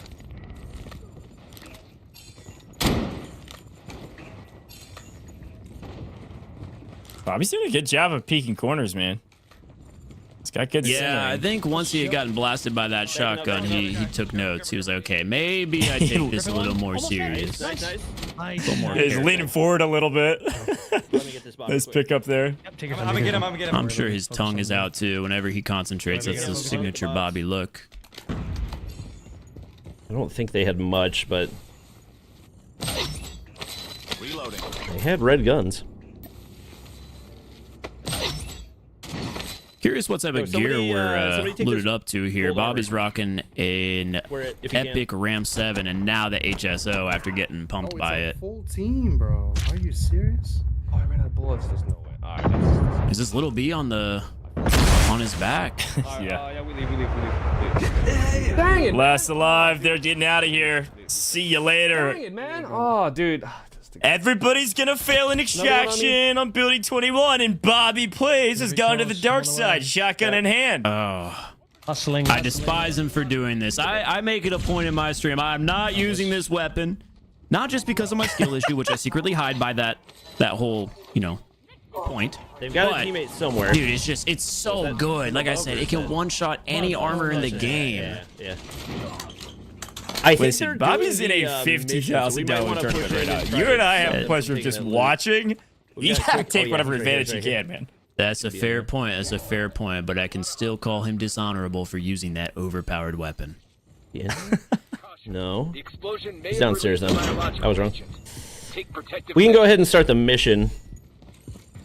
And here's that mission that I was speaking about earlier. Holy! Nah, but you guys are carrying, bro. First round, Oh, it does look like Slayer was able to grab his teammates as well, so now, Team bro. Symphony back up, and at this point, most of the players that had spawned into the raid should be down, so it's just player versus environment from here on out, and they should be reaping the rewards of that, just looting the map alone. Oh my. Yo. Another team wipe. Wow. It's going to be a recurring theme here on Building 21. Yeah, and they got put in a bit of a spin cycle there. I really do think they need to bump up some sensitivity there. I know they want to shoot straight, Yeah, I said it before, and I say it a lot. Although you can play Call of Duty Mobile on a controller, and typically Call of Duty is a game you think, yeah, controller is the best way to play it. Here on mobile, I always give the advantage to the touch players. I just feel like the touch input controls are on par, if not better, than a mouse. So when players hop on a controller expecting to dominate, I think they're humbled pretty fast by the ability of mobile players here in 2026. Yeah. Space loses a gunfight to somebody with a little bit of high ground. Kitty, can you go grab him? See if Even Kaylee... an ex-professional player struggles against the high ground there in DMZ. That mythic armor, mythic weapon. Yeah, super valuable. Insane amount of throwables there. What the hell? Yeah, they have a lot of smokes, bro. Yeah, I say we retreat. We're not gonna win a stair battle. No, I'm up. Alright. They're probably gonna swing this. Sounds like Ice actually got aggressive. Yeah, just pushed the stairs and they backed up. Maybe they have player advantage here. Yeah, they're holding close left. They're literally holding At the very least, I think there's some confidence there behind Ice's voice. I did see him tweet out that he was practicing his Building 21 solo squad skills. What happened there? They just Couple of nades there, though, and he felt it. Look, the other two bodies on the... Yeah. Got you. Nice, little B winning an engagement there, reaping the rewards. And this is where, you know, you're going to see a difference in playstyle. Obviously, we've been talking about how aggressive it is here in Building 21, but, you know, the other thing you called out earlier is that you're forced to play hard mode here, and everybody's bringing in high-value gear. So you're actually going to find a lot of your value in this round, in this hour, from the bodies you pick up off the ground. So it's definitely worth fighting as much as you can. Scanning. Yeah, by the way, you guys keep scanning. As long as your team's been able to win a couple of those. Than Serpent Island, where we'd seen teams just kind of avoiding combat for the most part. Should be good. Security lock is unlocked. This map, well, one, there's no avoiding it, but two, it can be much more valuable and lucrative. Yeah, get to the basement and then... Yeah, I don't know. This is a series of unfortunate events. Cisco couldn't get through the doorway. You're not in our game. Like, what's going on here? Oh, running a duo right now, Cisco and Methods. I'm curious to see how they play this out. Somebody take the... Gotta finish hit it a up. quick elevator extract or just play out the whole thing.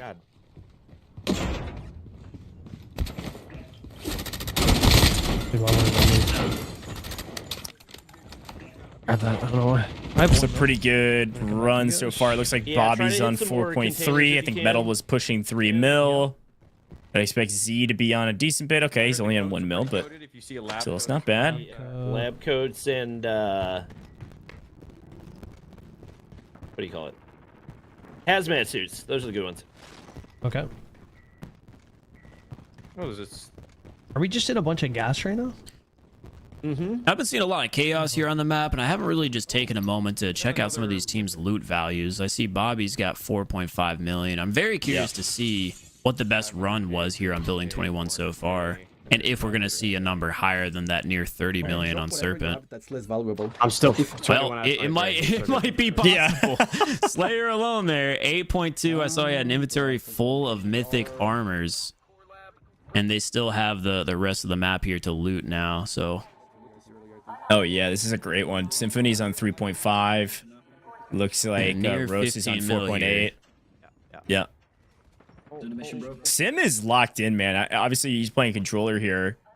But he's actually been picking up quite a bit of kills comparatively. I think, you know, he might be the best controller player in this competition today. Bro, I think I'm gonna make it easy. Can you click on those are fighting words dialed in? I know. I never thought I'd say it. I agree. Let's go. Yeah, I'm switching it. I'm good. Go. I'm doing the bottom right thing. You got a better shot or I have what? an idea how we can be faster. Whenever I have like a full backpack,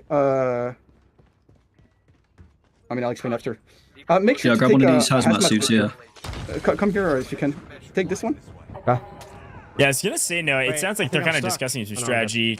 I'll take this one. Slayer's gonna lay off strats for a second to make sure that they all get their hazmat suits on. I'm gonna go first for the radiation, but it sounds like maybe Slayer is saying like, hey, if I've got a full bag, it might be better for us to just all get out earlier rather than trying to back all three of us and then just get into a new lobby, because I mean they're winning gunfights, man. They're winning team fights, and mythic armor really adds up. Yeah. No, of course, like I said, I mean, I talk about it in my streams all the time. There's a faction mission in this game that's very difficult to do to get $10 million solo extracted out, just your individual value. And a lot of players always ask me, you know, Noah, how can I do this mission? Because a lot of people want to complete their gauntlet to get that ultra insured slot so you can guarantee you keep ultras. I always say, guys, if you play Building 21, I promise you, if you wipe out one lobby, just one single lobby, and take all of their mythic armors, you can clean up the remaining like $2 or $3 million in loot easily with the saves, just because they carry so much value. Okay, I'll make my way to you guys. Give me 1 second.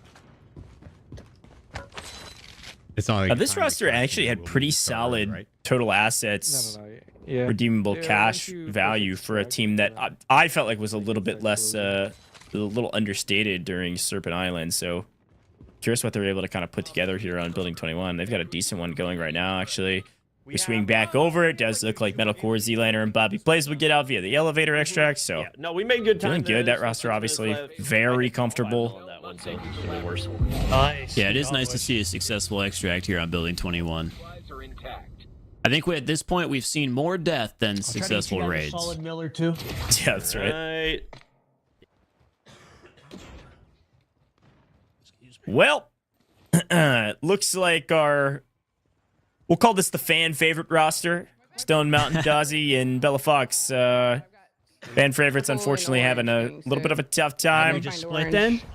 Yeah, I mean, I'm at 807 right now. I'm going to chill at the exfil then. Well, nearly $1 million for Stone Mountain. At least he'll be able to buy some epic gear to get into the game. All right, I'm almost here. I'm about to loot this last place, and then we can dip. Sounds good. How do I get this? I mean, what is this? No. It's really interesting again to see Dazzy doesn't have any plates here. Oh, but he does have 3 different gun oils. Okay, you know what? This is the fan favorite team now. This is the fan favorite team. I didn't even realize he was cultured like that. Fan favorite. Here for a good time. I'm loving it. Swing back to Space, though. They've been in some really tough engagements. This one, though, looks easy. Space lining them up, knocking them down. One down. Looking for the second. Too, so take your, playing with the team quite well. Kaylee right on his back, looking for a cleanup. Oh, that's you guys. Pretty weak inside the Nova Gas, but they're going to keep pushing on their merry way. Playing well, man.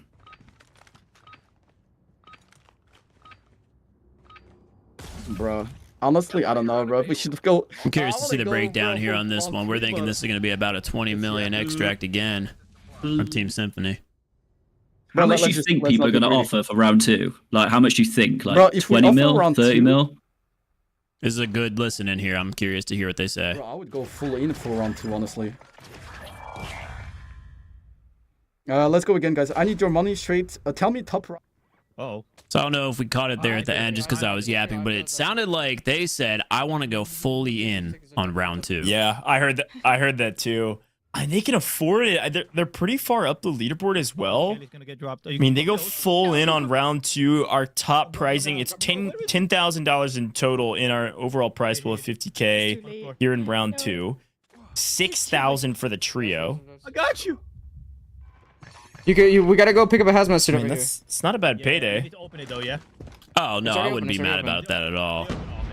Alright. It's okay. I don't know where the other guy went. I think he might have just taken the case and dipped. No, he didn't. Yeah. He didn't take the crate though.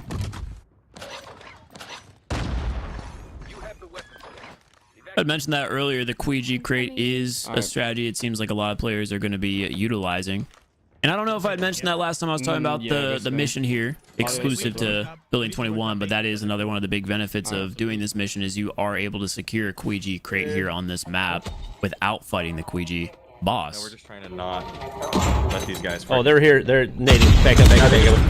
Yep. Another big fight on main for Bobby Plays. Just got back into a new round here on Building 21. As we're approaching the halfway mark, or I guess more than halfway here in our Building 21 session. Once again, the last 5 minutes here left in the timer. That will be our offering period. Now, what do you think? We're going to see like 9 to 10 offers here for round 2? Oh my God. What do you think the number's going to be there as Bobby goes down? Yeah. I think just about everybody's going to put up. Yep. I think probably 8 teams put up like a sizable offer. I'd say maybe 2 don't. Yep. Or the 2 that, don't, maybe they just put up something really small just in case. But I think we have most teams throw something down here to make sure that they earn some cash in our prize pool, because round 3 is going to be for what I'll call the big dogs. round 3 has the largest prize pool.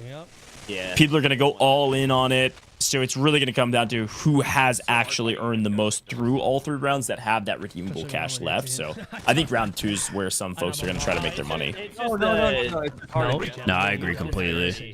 You don't have to. You don't have to. I think this is the community pot, and moving forward into round 3, we'll see those guys saving up the hundreds of millions of dollars, really just throwing everything they've got at it. Bobby able to get a trade there with Metal's help. If you can smoke me, that'd be great. I got you. Yep. This team is putting a lot of pressure on them, pushing them with full mythic gear. Looks like Metal was able to do a good job there at distracting and holding them back with the smoke and some pre-fire, while Z picking up Bobby with the revive. They closed the door. Yeah, they did. Okay. Took the nade in there. This is going to be a deciding factor, I believe, for Team Z to see if they can fight for that top 3 position.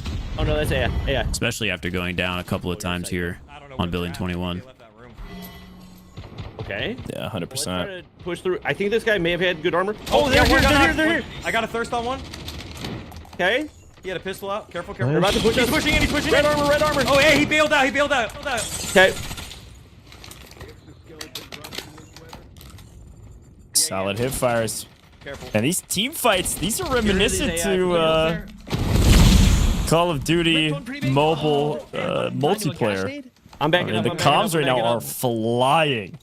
What the? I'm so. Yeah, I think DMZ's combat, the PvP aspect of it, definitely is a nice resemblance of multiplayer PvP tied in with some elements of BR. I think they did such a good job of mixing both of the worlds together and just providing such an interesting, unique experience. And I personally, I do find the combat in DMZ to be much more satisfying because of those different armor aspects. It gives you a little bit more wiggle room with the time to kill to outmaneuver, outplay, outposition yourself against your opponents, and most importantly, outshoot them. You know, if you get shot first, that doesn't always mean you're going to lose your gunfight here in DMZ. Yep. Well, especially with some of your, classes that you choose. I mean, you talked about it a lot in some of your videos.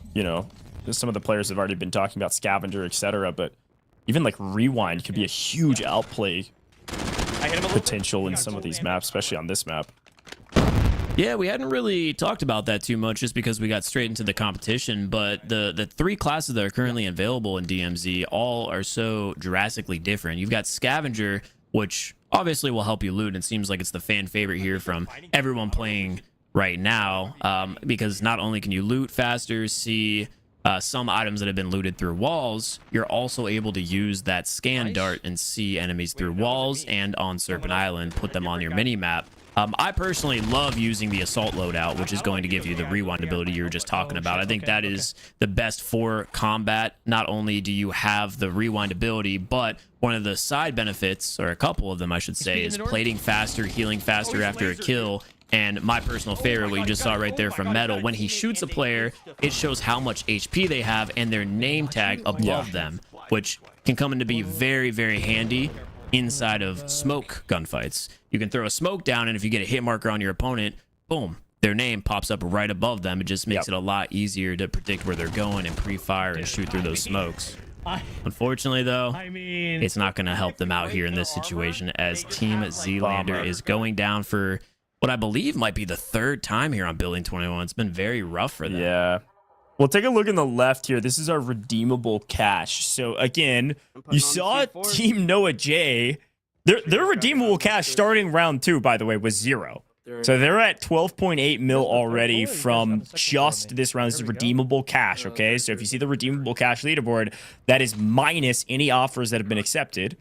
Team Noah J went all in round 1. So obviously they know, well, they're doing something right. I'll just say it that way. There we go. Zealander squad, who just went down there, 19 mil in redeemable cash. Team T-Dog Smitty, though, still at the top of the leaderboard. Again, I can't believe I'm saying that. T-Dog, you're about to potentially win some cash in a tournament, man. This is big for you. Lil B is crushing it. Wait, what? Oh, man. A little beef there? What's going on with that? Too many times casting him and being disappointed? What's the password? That's right. Listen, there's a lot of lore behind T-Dog Smitty. I won't get into it all right now, but let's just say the man's played some tournaments and is still looking for some wins, you know? So this could be his first. So if we see a T-Dog win here, he's going to be updating his Twitter profile, his X profile here, huh? Yeah. Yeah, get ready. He's going to be dropping tweets on the timeline big time. $50,000 DMZ Recon Invitational World Champion. We'll see. I think technically, by the way, our crown champion is going to be the team that earns the most money out of our prize pool. As you see, Bella Fox actually in a pretty big engagement right here on main. So pay attention to all of our leaderboards from round 1, round 2, round 3, and then our overall to see who earns the most cash. But roster on your screen right now, rather, is trying to earn some DMZ cash right now, and they are in a blender. Some tough fights here. Looks like 3 teams, including them, were there at that spawn point. So again, 44-second match, not able to survive a minute, and you're down millions of dollars from your gear. Brutal. That's a tough one. I'm getting the itch here to hop on Building 21 and solo squads right now watching this. I can't lie. I'm just going to the icon on the screen. This map only being available for the weekend, man. Every time I see it and see gameplay on it, it just makes me want to grind. Yeah. Well, it's just high risk, high reward, right? And if you're somebody like yourself who's played a ton and feels very comfortable solo squatting, you can get so much value on this map and very quickly. So kind of checks all the boxes for what a good player wants to see. Boxing here? Of course.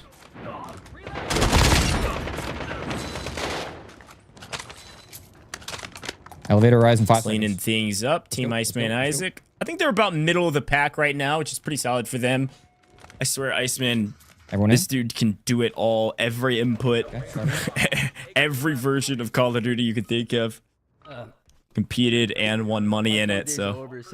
Yeah, I said it before. I do think among the PC creators, he is the best on touch input. He seems to have the most experience and he's the most comfortable, and I think it's showing right now. Their team, I don't think has had any standout performances, but they've just been very consistent. We've seen like 1 or 2 players get knocked, but they still seem to always find their way back up and go to the extraction point safely. I guess the ranking that matters is the overall one, if you don't count like a prize pool money. And I think the same can go here for Symphony's team. It seems like regardless of the scenario, we tune into them. It's just like, wow, Symphony, you have 5.4 million on your own. They have just been they're crushing it. Able to continue to fight through any threat in their way and come out on top. The room I marked, there's a PC. Yeah, Sim obviously running controller, but doesn't seem to be hindering their progress at all. Feeling very comfortable in team fights, and then also being able to move in and out of matches very quickly. So, like you mentioned at the top of the show, Noah, you can play Call of Duty Mobile and DMZ Recon with a modicum of different ways to control your character, and controller is one of those. Of course, of course. I'm scared. Okay, I'm just gonna sit down here and wait for I'm scared. That's a perfect sentiment of how this map is. Looking for this bathroom, and I look like an idiot. Bathroom? I got you. I'm coming down right now. Honestly, screw the bathroom. Can you tell him where the armor is? I'll go get the bathroom. Tell him where the armor is. You know where the armor is? It's the red staircase. So tell him, pick up the armor. I'll go pick up the back. Yeah, I'll go pick it up. Okay. It's a legendary armor, yeah. The one I'm talking about. T-Dog, can you come? Well, it looks like Little B felt confident enough in his teammates to work on one of those split strategies here. So currently, the reason the map is getting gas is because he's on the 3rd floor completing that contract, while Zach and T-Dog are here on the basement floor, just killing some NPCs, and from what I hear, attempting to loot the bathroom. That is what you would call one of the fan favorite spots. There's no safes, nothing in there. There's just 4 toilets, and I don't know what they did to the toilets on this map, but those always seem to have at least one mythic item, and occasionally even an ultra. No, you're good. I love it, man. We'll be griefing his team while they're trying to figure out where the heck to go. In the beginning here. Griefing in a good way, I suppose, because he is earning some solid loot. We'll see if they pick up anything out of the bathroom. Let's swing over to the Noah J's team. Now, let's talk a little bit about this roster. They've kind of been flying under our radar, but they're technically the most earned team in this competition thus far, because they all end in round 1 with what, 20 million I think they offered up in our redemption period, and so yeah, that's crazy. They've already earned a couple thousand apiece and are slowly but surely creeping up this leaderboard as well for round 2. Yeah, not a bad payday, and like you said, they definitely are a team that's been flying under the radar here. We haven't seen them too much. I'd imagine they've just been very consistent. It doesn't seem like they're taking too many risky engagements. It doesn't look like JHC as their residential COD M player is, you know, forcing them into engagements. And I think that kind of resembles his playing style whenever he's streaming on his own. He's very tactical. He doesn't force anything that doesn't need to be forced. If someone comes after him, he's gonna shoot back, of course, but he doesn't really go out of his way for combat. So surprisingly enough, it seems like that is a strategy that's working for him right now. And despite them throwing that huge offer in round 1, they still earned $20 million, which was within, I want to say, the top 3 of overall cash, correct? Yeah. Someone get this. Yeah, that's what I saw. All over. So they're doing things right for sure. We'll see where they can kind of land after round 2. And maybe their strategy is, let's go all in round 1, maybe not offer anything up in round 2, and then go all in again in round 3 and hope that we're a top 3 team in that category. But only time will tell. Could be. All the teams with some slightly different strategies. I know that sound, bro. I just feel like that would be such a risky just show him one, knowing how much money is at stake in round 3, and just knowing everyone's wanting that. Everyone's going to be greedy for it. Not the friendly marker. It goes back to somebody else. It's fine though, because we can still pick that up and sell it. Yeah, next one, first place gets 6,000, which is 2,000 per person, but now we want to get the 12,000 one, so we're gonna go all in for that one. Okay, roger that. Well, there we go. That's one team going all in for it. I keep just curious what their total loot value is, as Zach Wilder, I see while we're sitting on him, extracted with an ultra jade horse. You know, I told you guys, go to your aware. Nice. That is something you do not want to see. Just from him. Yeah, you don't want to see the top team in the event if you're someone else extracting with ultras. Dangerous sight. I knock one inside. Security lock is being disengaged. Estimated 60 seconds. What the heck just happened? I like lagged. Mine aid. Oh, he's on me. Where's the landscape of this? Ooh, Earth getting cracked there in the back by the Juggernaut. Do you know? I don't He's know. outside. Able to throw smoke there and evade.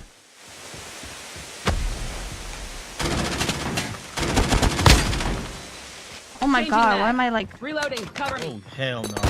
Bro, I'm lagging. Oh my god. Ooh, well placed nade by Rando. Oh no. And it looks like Kaylee's not only walking into it, but they've got Wilson to worry about in that small room as well. Just ultimate chaos. Kaylee's reaction, I think, just shows everything about what just happened there. Okay, there we go. What? I can't get out of this room, bro. Changing that. Security lock. All right, let's go upstairs.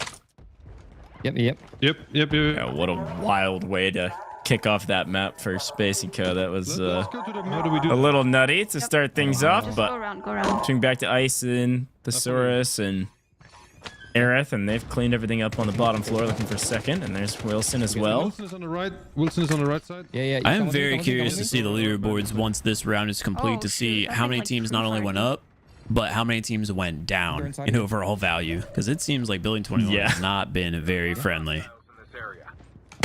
Yeah, I think our leaderboard is going to be a lot more top heavy than it was maybe at the end of our first round. It was a little top heavy, maybe not as much as I thought it would be during Serpent Island, but here in Building 21 definitely changes. And then, the big note going into our last round too, not to jump the gun too much, but on the last round, teams get to pick which map they want to play. So I would expect a lot of the teams to stay on this map, but maybe if you were doing really well on Serpent Island, you felt like you could get some really solid raids there, and then maybe you prefer less chaos, less risk of not getting out with anything. Could see a couple teams. Looking at this on paper, I would have assumed that in round 3, every single team was going to want to pick Building 21. But after seeing, unfortunately, Team Kaylee's situations in this map, I think they might want to stay away from it. They might go back to Serpent Island here, despite the potential rewards here in these saves. We're going all in on this one. Solid pulls there from Nice Man Isaac. He's at 1.6, Oh, it looks like. And we're hearing comms from Aerith saying that they plan on going all in on this round, so looks like they're not even going to be competing for round 3. They want the round 2 prize. 3, one is up on the left side of the door. Push through. Cover me. Shots. Aerith able to clean one up. They have no idea she's on the backside here. There's the third. Super low. Now Aerith's going down. That leaves Isaac in a 1v1 situation against Mythic Armor. Can he clean up? No. Oh no. Unfortunately, going down. Oh, I needed pings. And as a team that wants to go all in on round 2, that is going to be a huge deficit that they'll have to come back from. It looks like we have another team forced into Serpent Island normal here. Oh my God, it's time. Wow. Interesting. 4 gold. I'm kind of surprised because I think this roster was doing quite well, actually. They must have not extracted on Building 21 basically at all. This is kind of that weird kind of use case that I was talking about last round, potentially. All gold now. I thought they were doing quite well. These are big wins right here. We got them all. But interesting. Well, we'll check back in with them later. One of them's knocked. One of them's knocked. When Sanity on your screen, Nade shot in deep trouble. Vague is currently down. Nah, it's good smoke. Good. I'm on the way. Yeah, good. 4 seconds. Looks like the team is grouping together here. So Vig is going to be getting back up. Yeah, put up. See how they take this staircase fight. Yeah, scan. Okay. All down below. We could be smart and not go for that mythic armor. We can just come back to them after you guys want. Yeah, they're gonna die at some point. Got mythic armor. I'm down to bang, bro. We either come out or they do. Yeah. Oh, I got knocked. What the fuck? Hopefully they don't rush. I got you. Nade overlook. What a nade up the stairs. This is probably going to be the signal flare for this team to push. I'll risk it. Footsteps coming. Run away from them. Everyone just run. Surprisingly, they just let them keep getting back up here. Another revive going through. And if you remember what I said, our first few seconds into Building 21, the staircase fights and grenades are going to be intense. That is what you need if you're playing this map. I always go full inventory of grenades, and I just run straight to a staircase to try to wipe a team. Okay, they scanned us. They know where we're at. We got to run again. They know where There's such difficult choke points to hold down and fight in. I'd rather just get rid of them as soon as I can and move on. They have like 3 extra more plates than all of us. Okay. They were going up to second floor, the floor above us. So what we can do then? Oh wait, people in front of us. Got one. Nice slide through. Fake picks up one, looking for the second. Around the corner. Might be one down here. Not sure where they went. Yeah, that's player. Nice. Dead. Good knock. Did you guys loot the other guy's body? Now, someone who mainly runs the assault skill tree, it is very interesting to see what I believe is medic in play. Oh no, it is scavenger. Okay, so I haven't seen this build before, but Vague has footsteps from his opponents. The only other team left is the guys above. Whenever they're running around, so he can track. He's got basically tracker as a perk inside of DMZ right here. Again, as someone who I've put in multiple hours into the game, I've just deemed assault the package for me. It is very interesting to see this other perspective and see how that can help track down some opponents with the footsteps on the ground. Right now for round 2 money. Yeah, I'm wondering. I mean, assault feels like the right class if you're very, very, very competent. You know, especially like solo squads, for instance. I wonder if maybe the teams are running scavengers because of the basis of this tournament, right? With looting being as important as it is, but yeah, I think it's got to be a combination of looting and just getting those pings on your radar. Huge, because it does seem like at least 80% of the players are rocking that scavenger build. Plate up. I'm trying to pay more attention here to see if we have any medical, and yeah, that is very, very clutch kill from Noah J, the PC creator, the team leader, coming in to clutch up. Reloading. Let's see if the whole squad can get back up here from this situation. Shoot his toes. All right, got him down. Get Chiffon back into the mix. I am getting word, by the way, our window for round 2 opens in 5 minutes for our redemption round. So teams are going to be able to start putting in their offers for round 2. And we've heard from a lot of these teams that, I would say maybe not the teams that are going to be at the top of the leaderboard, but the teams in the middle of the leaderboard are going to all in here in round 2. I can only assume. And Nadeshot's team unfortunately goes down yet again. We cannot go now. It's not open yet. Okay. Oh my god.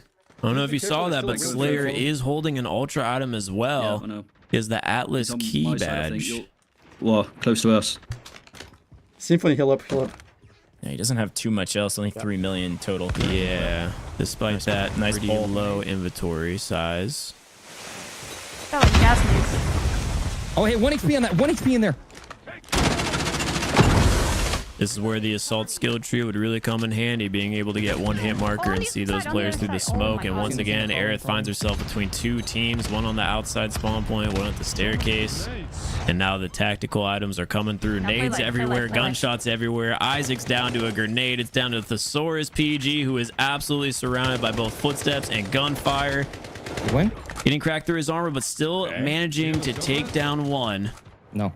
But that being said, he's got 5 more surrounding, and a player with Desperado from the assault loadout. The final stand, taking him down with the pistol. Another squad wipe. That's crazy. Extraction failed. Wow. Papa PG was not happy about that one. Guys, not pulls out the pistol. Surprise. I think we just go second before we extract. You know, despite how long that's been in the game and how many players continue to use it, I am still always surprised when I'm getting shot at by a player who's downed as well. Yeah, it's that's so funny. You never expect it. You're always frustrated when you die to it. But man, when you're on the other end getting that knock with the pistol, it is a great feeling. Because not only do you stay alive and you get a kill, but it also gives you a free cell revive. So if you run that assault package, have Desperado, and you're able to get that final kill, it allows you to not only revive yourself, but anyone else on your team as well. Fantastic. That's huge value. Again, that's why I'm shocked to see how popular Scavenger is here. Bobby, of course, opting to use the assault package. We'll point you the right way. Yep. He's actually on a pretty solid run as well. 8 million. Well, that's why he has an ultra in his inventory. This one is going to be one of the more valuable ones in the game. He's holding the cube, the $3 million cube. Hustling. I think outside of the crystal skull, that's going to be the one that you want to see the most. Give me your amount of money so I can submit it. And yeah, they're looking at, I mean, they're 10 million between 2 right now. So if Metal has anything, they've got a really solid run going. We are running out of daylight though. Looking at Metal, yeah, 2.7. So they've got like a round closing in on 13 mil in total between the 3 of them. I will say we're running out of daylight here, about 3 minutes, and they know it. They're gonna get out, and I would expect them to go ahead and prepare to put their offer in because they'll be in game when this window opens and potentially still in game when the window closes. It's only a 5-minute window that you can put in your to give you tips and DMZ tricks, Cash so whenever offer. You're trying to buy all your stuff. You don't have to go to the. Yeah, I wouldn't be surprised if this is the round that they just throw in every single dollar that they've earned. Okay, so pre-battle. Yeah, that's what my chat was telling me too. I just couldn't find it. I didn't really want to waste any time trying to ask you guys. So, but yeah, I'll do that next time. So. Noah, you come now. You see me on your map? Yeah. Yeah, come to the. Okay, it looks like Shifan is out of this one, but Noah J and JC still actually have a pretty decent raid going. Or Mill, they're able gonna try to get out that chaos there, and JC equipped with the Queegee weapon case. Again, that'll be going to all 3 of them on extraction, so it could provide some extra value. Looks like like I said, they just find a way to extract. They may lose a player here or there, and they're not having the most standout matches, but they just keep on trucking on, keep on moving. Yeah, I mean, look, not to do more caster math, but if you do one $15 million raid and then you fail the 3 before that, you're only getting 15 mil. And if this squad's getting 3 rounds in a row, that's 24 mil. That's a really nice spread. So they're just way more consistent than a lot of our other teams. We obviously, we just subtract what we. That honestly was some incredible caster math. You said you'd do it later. That was great. But no, I agree. It's a great sentiment, great point. Slow and steady wins the race seems to be their motto right now. And right as of now, they're in first place, despite how much money they have to offer in this round. Probably like 30 seconds. That's right. Well, quick look here. One of our squads still having to go back to Serpent Island, but our window is open, by the way. Definitely have open. So you can see it down at the bottom of our screen as we swap perspectives. That yellow bar is our timer, folks. You could definitely fill your bag just in this room with at least blues if you don't. That is the timer to offer up whatever DMZ cash you'd like. Purples, yeah. Yeah, if you got to be a lot, it could be a little, it could be nothing if you really want to. $10,000 on the line for this round and this round alone. 20,000 on the line for the next round. T-Dog squad is just hopping into a match. Backpacking way better. Oh, buy a lucky card bet. Okay, awesome. Oh yeah. Footsteps on my left. Yep. You think I don't know maybe if they they'll have time to do this? I know. I'm wondering if maybe they were able to submit right before they started this match. It was very close. Right as the window opened, they locked in their offer and just went right back at it. Could be. Although I do have a feeling if they did that, it wouldn't have been that much money because they are hunting that final round prize. 500K already. There was a body there. And they seem very comfortable here on the map too, with that being said. So I think they might just be on building 21 for the remainder here of this event. Yeah. As we watch Little B just slay out the entire lobby. Smokes on him, footsteps everywhere.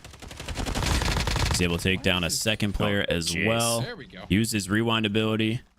Okay, should I? You said there was bodies here, or should I? I got one.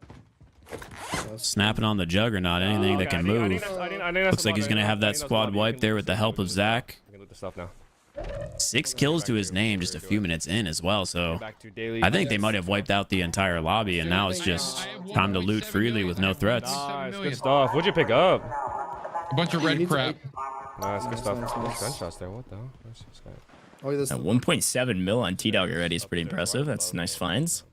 I almost have. They might. I mean, how fast do you think they can get out of here? They might just try to get out if they haven't put it in yet. It's the way they're talking is very urgent. Not working very well. Yeah, I don't know. It really does depend on how long they sat in queue before this, and if they did get that offer through. They could. I mean, hey, just give up maybe looting the top level, loot the first and second, and then get out at the elevator. You still have time to do it. You're not wrong about that. Yeah.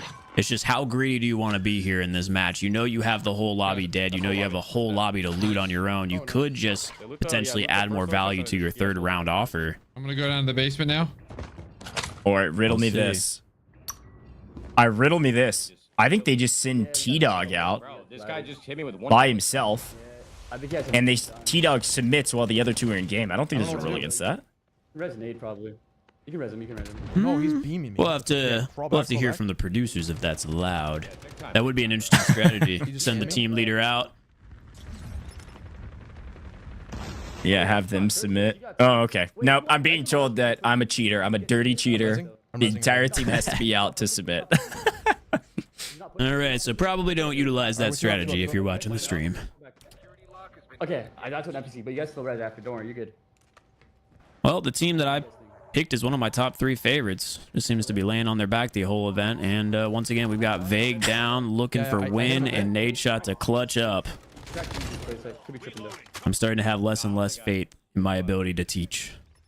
Oh, it's just one. Wait. Scans coming in. We see we've got one more threat on Win's screen. Nade and Win approaching. Some shots laid down. Looks like the last remaining player is pinned down in the bathroom. We got Nade pushing. He slid out. He slid out. Damn. Oh, wait, he ran away. He ran away, Nate. Yeah, I just saw him in front of me by the car. Hold on. Yeah, he ran back. He ran back. The NPC, bro, the NPC has a shitty ride. All right, well, I'll res. I need to get to Vague's body, but Vague's body's like hella exposed. No, I'm resing. Well, somehow that player managed to escape being pinned down in the stalls and ran away. Looks like Nate is going to go for the revive. Win defending the riot shielder. And all 3 players once again are back up. Wait, so we killed about 30 seconds left on our overall window. So any of these teams that haven't submitted, you got to do it right this second, but you got to be out of game to do it. So I can't imagine the team on our screen right now has either going to submit at all, maybe playing the long game, or maybe they potentially have already submitted. But be very curious to see what our total offers are here for round 2. 10 grand on the line. All right, whenever you guys are good, we can. Do you want to give away your shot? Like everyone's feeling greedy. All right, let's go. Yeah. I think they're all going after the 3rd round. Plates. Hold on. Oh, I can use something here. Footsteps? Thinking so too. Wait, it's not me. Use something here. All right, timer has elapsed, folks. All offers have to have already been submitted. All right, thank you, bro. That's a bot? Yeah. It's a bot. It's a bot. Or NPC. I don't have a skin anymore, by the way. Well, he was here forward to the left, no? Right around this corner? Wasn't he on the scan right here? 2 above us. 2 above us. Well, I think the target met up above. I don't know. Well, we can take the. They were literally right like directly above. All right. I got to scan in like 5 seconds. You guys want to wait out real quick? Wait out. Changing that. Our team on screen is just chilling, wiping the rest of this lobby. They can add it to their totals for the future rounds, not in this one. One guy. And I'll be... I don't know. There's a lot of big question marks about this leaderboard right now. I'm not sure who's going to be submitting a ton, who's not submitting anything, all prepping for an all-in on round 3. But overall, a fun and engaging round 2. And I got to say, Noah, we were kind of talking a lot before the broadcast top of show. All of our team's going to be focused on looting, but Building 21 did not disappoint. Let's take a look back on some fun replays from this last hour of gameplay on this map. Noah, take it away. It was as fast-paced as you promised. Yeah, I mean, I'd love to see what we're looking at right now. I just saw one of our teams get wiped here. We're looking at Bobby killing off a team that actually had the hazmat suit there and waiting for extracts, so that's interesting to see.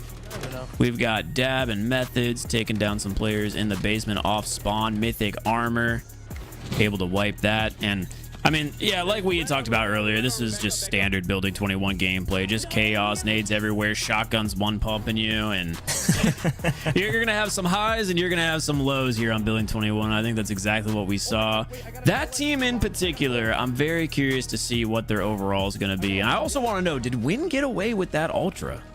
Yeah, it's a really good shot. I don't know if he actually got out or not, but some other fun lineups. Aerith actually lining up several, picking up a couple double kills, and then a full team wipe here, getting traded out with their teammates, but winning the fight nonetheless. And then that everybody was, everybody saw Wilson. Some folks got the better of him, most folks did not.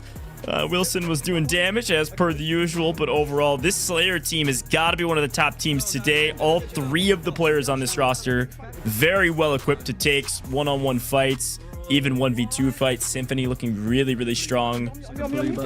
Watch out for Slayer, Symphony, and Rose Smith in this round. Do they all in round 2, try to earn some cash, or do they bide their time waiting for the big prize pool of round 3? Yeah.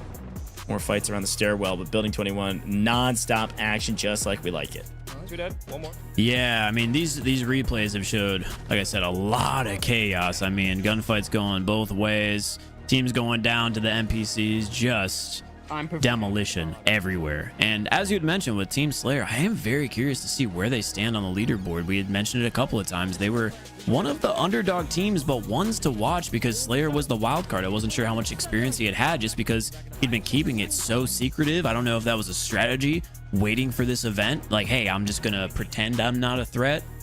But he's been dominant, and Symphony has been impressing me as well here on the controller. So what are we watching here? A little Serpent Island replay there, and oh my god, the grenades. But yeah, I'm so curious to see where the leaderboards are at this point. I think it might be anyone's game. I don't really know who I could predict is in the top 3 at the moment.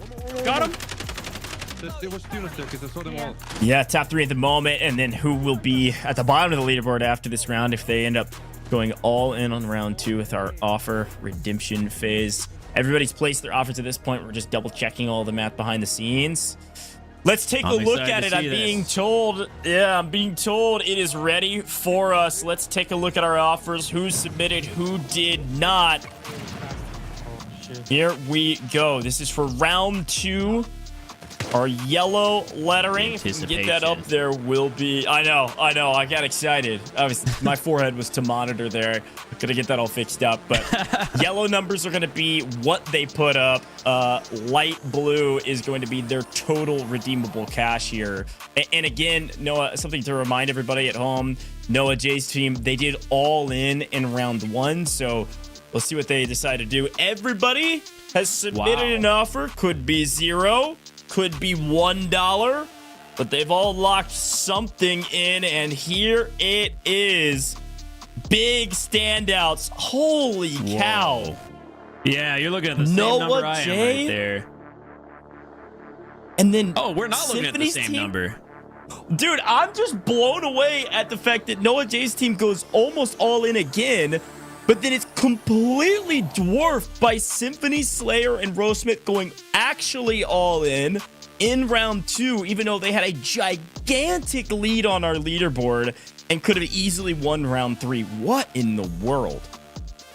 I think the big thing is these teams just didn't know that. And like I said, Slayer was one of the underdogs. He didn't really know where he stood. We were all looking at Little B. We were all looking at Bobby Plays. And surprisingly, they not only had more overall money than them, but they just spent double, let's say, what Team T-Dog had on round 2 alone. So, of course, with a $101 million offer, Team Symphony is going to be taking $6,000 and round 2. Team Zealander with a $32 million offer is going to secure round 3, which is just above Chief's $31 million offer for $1,000. Yeah, I mean, hey, huge shout out to Team Zealander for sneaking in there to second place. I know Chief's team's going to be very frustrated about that one. I mean, that is a tiny margin between the two. Close. Here is our redeemable cash, by the way. So obviously, Team Symphony has been crushing it this entire competition. They drop $100 million in round 2. And now they are broke in terms of redeemable cash. Same thing here for Team Sheaf, who does pick up a little cash as well. The team at the top is actually Iceman Isaac's squad now at $69 million going into round 3. So there's a lot of what ifs still on who could take home the majority of the prize pool because round 3 is so much more than rounds 1 and 2. But I mean, let's take a look at the pricing because with $20,000 on the line here, Noah, I'm a little worried for everybody because what we just saw from Team Symphony dropping $100 million, there's still a chance they could be a top 3 team at the end of round 3. Yeah, I have no words for what we just saw there on the leaderboard. Those numbers were numbers I did not expect. You might be kicking yourself in the back right now, kind of overshooting your offer by $50 million on what could have, won you round 2 regardless. We've got the round 3 prizing coming up, and I'm gonna say it, I think it's anyone's game in the top 5 right now. Yeah, you want some more caster math? They were almost 3 times more than second place. They put up over 100 mil versus 36 mil. Is insane. Here's our total cash pricing. Now, of course, we've got $20,000 on the line for our round 3 rather, but we still have our overall. So the team that collected the most DMZ cash overall in the entire competition, which I think we know who's probably going to be in first in this. There's another 15,000 kind of bucket that you're playing for as well there. So you still earn $5,000 if you're the team that looted the most. Here is their current cash overall. Team Symphony, it's not even close. It's 106.7 mil between 2 rounds there with Team Symphony. This is their overall in terms of playing for that 15K prize pool. So there's a 20K prize pool for the next round, 15K for the overall, and this is that overall leaderboard here, Noah. Yeah, now, Goj, I got to ask you a question. I don't cast super often. Is this what the Caster Curse feels like? None of my top 3 teams are in the top 3. This is insanity. Yeah, that is exactly what it's like. The good news about being in the booth is that we get to tell everybody at home of all the different ways they get to earn as well. So we do have some positives. Not cursing everybody else out there, folks. We've been watching probably for a while now. If you haven't had a chance to do it yet, open up COD Mobile right now. Call of Duty Mobile, you can watch our event in-app in order to unlock these rewards. Even if you haven't been doing it thus far, there's still probably another hour since we've got an hour left in our competition for our 3rd round. So take a look at this, all the different rewards you can earn. And if you've been watching the entire time, obviously, you can go earn quite a bit more. But we're moving into round 3, folks. And this is where I said the rubber meets the road last round. And I guess, I mean, we might be taking off. We might be on the runway. We might be in a plane. I don't know where we are right now. But what I do know is all eyes on this roster right here. They just earned a bunch of cash in round 2. They're dead broke going into round 3. But they're top of the leaderboards in the overall as well. They certainly can still make a play for a top 3 position in round 3 should they be able to loot up as much as they did in the first 2 rounds. I'm with you. My bad. I'm selling.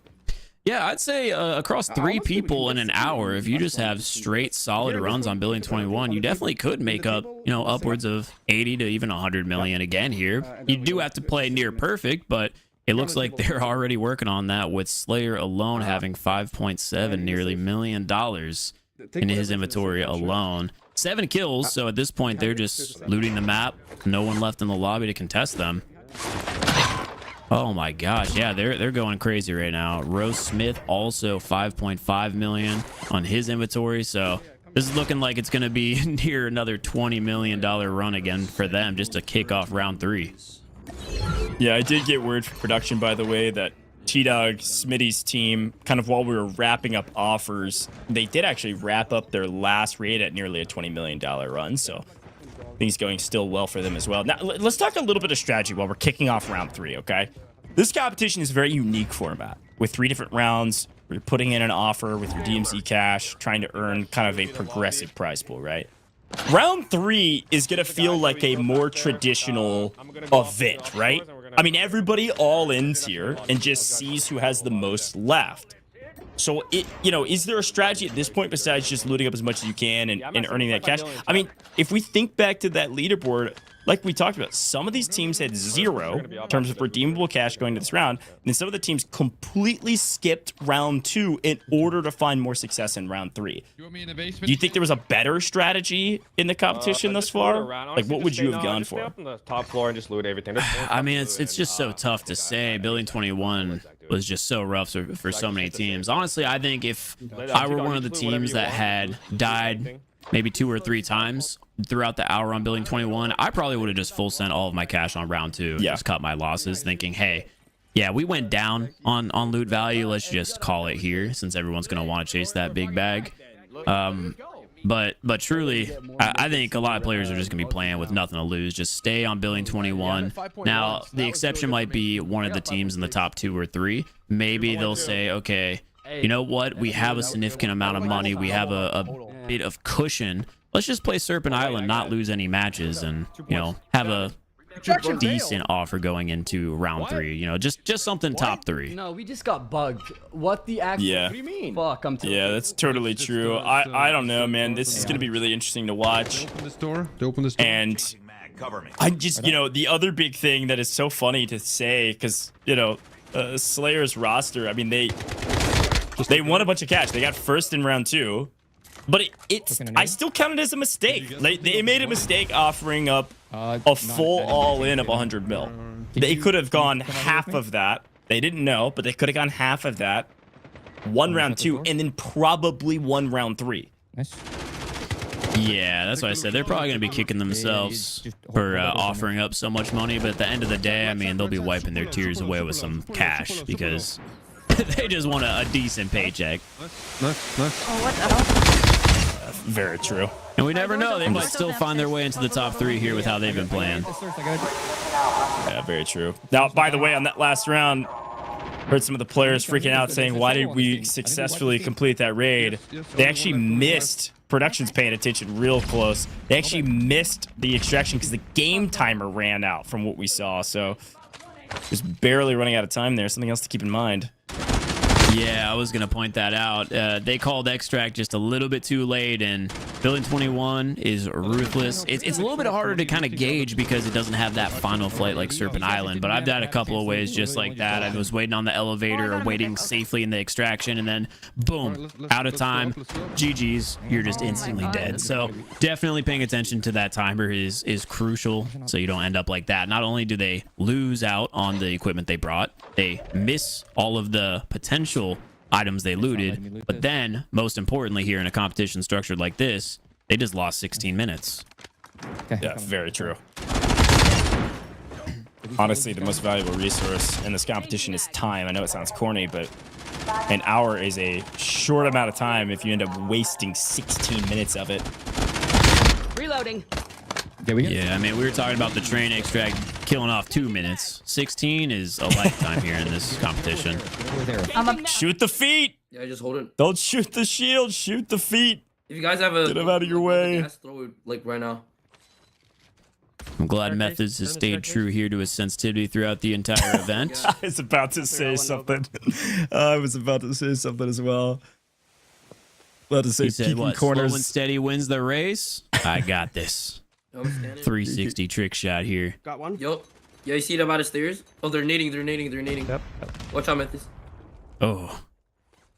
I'm surprised at this point he hasn't thought about just whipping out the touch input for a second. You're gonna need to do it after.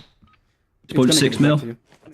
Oh, and here we go. The team slaying out everyone, collecting all the loot. Caster Math, I'm gonna need you to clutch up here, lean your forehead close to the camera, and read that monitor real quick while I yap. I saw like 15 mil at least. I think it was actually closer to 17. High 16 mils on a raid. We're what, like 10 or 15 minutes into round 3 here, so that's why I said there's a chance they could come back and throw up a decent offer. I don't think they'll be winning just because a couple of teams have been stacking up unless they just have terrible rounds, but they could definitely make their way into that 3rd place slot and collect a little bit of extra cash. At the very least, they're stacking up even more money for that final total leaderboard. Yeah, go for them. Yeah, 100%. I mean, I don't think anybody's going to catch them on the 15K leaderboard, which is our total leaderboard.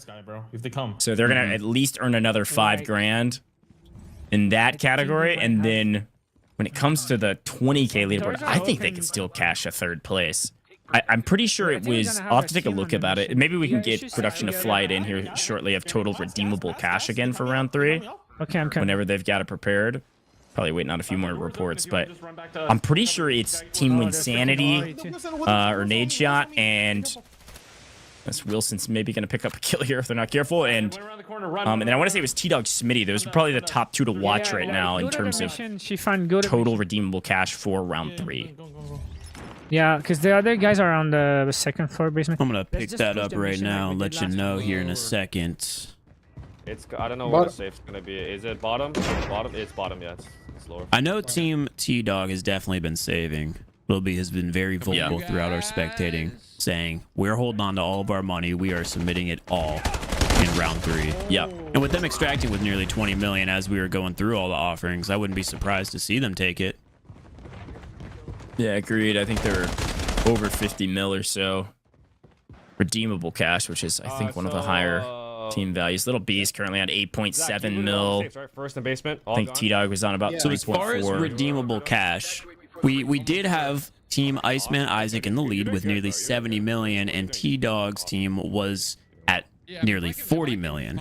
Now, we had said that right before that 20 million extract, so they're kind of head-to-head with Team Noah J. Elevator? Someone call the elevator. Kind of hovering close by. I wouldn't say they're much of a threat at the moment. But those are the top 3 teams to watch. Well, I'll put a 4th out there with Slayer's team. Was that Team Symphony? Even though they've blown through everything, they're still going real quick. So the top 4 teams to watch would definitely be Iceman, Isaac, T-Dog, Noah J, and Symphony right now for that final round 3 submission. Chat, you guys understand? Yeah, good shot. You guys don't understand, bro. I got my try. Let's keep running. Seems like every time we go on Slayer's screen too, he's just playing at a pace much faster than anybody else in this. Good stuff. Yeah, 100%. He is flying through the map. Time's your most valuable resource. Got to make the best of it. Space picks up a 2-piece. Gets the teammates right back on their feet. Yo, can you smoke, save the day yet again? So I can... Press. Surprised to see him rocking an AK-47 here on Building 21. It's a really good weapon, don't get me wrong, but it's one of my favorite on Serpent just because it's much more powerful at long, mid to long range. Not really something you want to see on close range. Oh, I actually misspoke. It's an ASM-10, which makes it an even more interesting choice to see. But we'll see if it works out. It is going to be the legendary variant. You know what's interesting about this weapon is it does have the capability of 2-tapping to the head. It does over 50 damage, especially if you get one of those lucky affixes on it that gives more headshot damage. And this is most likely going to be the weapon we see dominate the meta whenever we get the next set of weapons in the update. Hello. So he might be cooking up something that we don't expect here.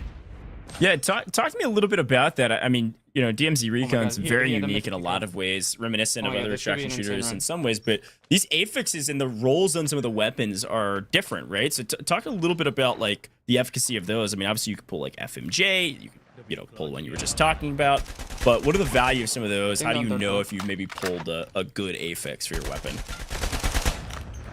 Yeah, so I'd say the bare bones basics is if you find an affix on your weapon that increases your damage or time to kill, that's going to be something you're shooting for. I mean, you want something that's going to take down your opponents as fast as possible. Some of the weapons are a little bit different, like a sniper, for example. The Rytech has a mythic variant. Now, obviously, it'd be cool to have a mythic variant that does more damage with the Rytech that could maybe allow a one-shot to the chest. But since that doesn't actually exist, some of the affixes I'm looking on that weapon would be like bullet speed. That way it's a lot easier to snipe at long range. You don't have to lead your shots as much. So all of the different weapons in the mythic and legendary category will contain different affixes. The legendaries have less of them, and the few that they have are weaker than the mythics. So obviously, you know, once you're in the end game of DMZ Recon, you're going to be rolling for mythic weapons.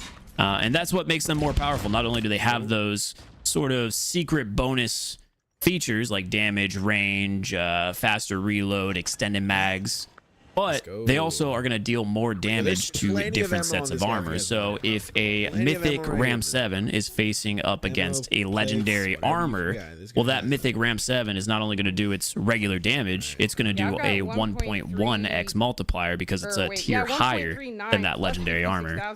So there's a lot of just little minute details that I tried to tell, you know, like I said, all of the Call of Duty mobile multiplayer players, like, hey, this is going to make a big difference. All these key little details and intel about the mode is going to just lead to success.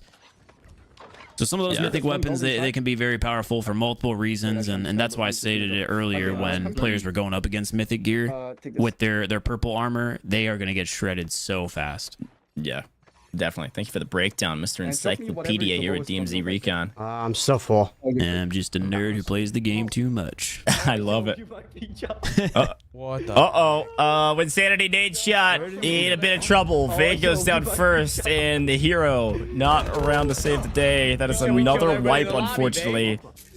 Team Nate shot, blaming their IGL, turning against each other. Oh no. Oh no. Yeah. Now who's the IGL at this point? Yeah, true. Honestly, squad? true. That's what I Probably need to Nade's know. shot now. Yeah, Nade's IGL now. They've completely turned on Vague. Scan, do you have a scan? That's so I funny. said it before. I was like, these three are very competitive players. Now, I didn't think that was going to potentially lead to their downfall. Maybe all three of them are so competitive, they all think they can IGL this squad. And that might be leading to a little bit of miscommunication. Who knows what's going on? Yeah, let me be very clear. I misspoke when I said they're a top 4 team. I was thinking of Iceman Isaac's squad, so we'll keep our eyes on them. Maybe they'll turn it around. Misclick, Yeah, that's right. We'll keep our eyes on them, see if they can turn it around in the second half of round 3. This is our last round, though, as Little B's putting on a little bit of a show for us. Picking up a kill here on the stairs, looking for more with a scan coming through. They're above. They're above. We got 36 minutes, about 31 before our final redemption phase opens, and our final offers will come in, which will be everybody else going all in with all redeemable DMZ cash. All right, one knocked. We can push out that. Yeah, Little B's looking very comfortable here in this fight, taking down 2 with his tacticals, a Nova Gas and grenade hit, getting the scan there from his assault package. The question is, do they have one more player alive, or was that the full squad? Judging by the body bags, it looks like that might be it. So another squad down here for this team. These guys' bodies. And look at our leaderboard on the left. Obviously not fully updated. Teams have to report their scores, so we obviously know Team Symphony is much higher than 0 now, but this is redeemable cash. This is cash that has not been offered. So we know T-Dog Smitty's team, for instance, has already offered some cash, and so that's not their quote-unquote total that you'll see on the total leaderboard, but that is their redeemable cash. So we'll keep our eyes on it's that. safe to assume, taking a look at this, that Team Symphony probably jumped into the top 5 from their first game alone. Where are these guys at? Yeah, I am a little worried for everybody else. No, I'm not going to lie. Guys that had like double. Yeah, I wouldn't be surprised if they come back, like I said, get a top 3 offer, clean up some cash here, win that final prize as well, and just take home the whole tournament. I'm joining you guys in 1 minute. Looking quite likely they could be our champions, but still a lot of games to be played. And a lot of scores still needing to be reported. Of course, players trying to move as fast as humanly possible, lobby to lobby. So they are probably not very fast reporting their scores. We see an extraction coming through for Bobby and Co. They've got a nice one going. I'm looking at, I saw Metal at 4.5 mil. Didn't see the rest of them. It is important to see that was only an 11-minute match for them as well. Let's see what we've got. I have a feeling since we're sitting on them, it's going to be something crazy. Let's run that back. They're just so quick to jump in and out of matches, they don't even want to show us. Hey, listen, they're playing for 50K, all right? They don't need to do us any services. We'll figure it out on the scoreboard, but thanks to production for sticking around to see if we can get a read on it. They have no interest in us. Totally fair. They're trying to win some money. Yeah.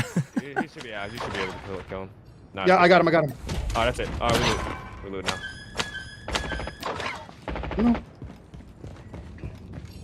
Make sure you pick up their armors. Their armors are worth 3 to 4. This is very classic DMZ Recon gameplay there. T-Dog Smitty running around looting, not taking any fights with his teammates. His 2 teammates aggressively communicating in a team fight while he's opening up toolboxes. I am so here for it.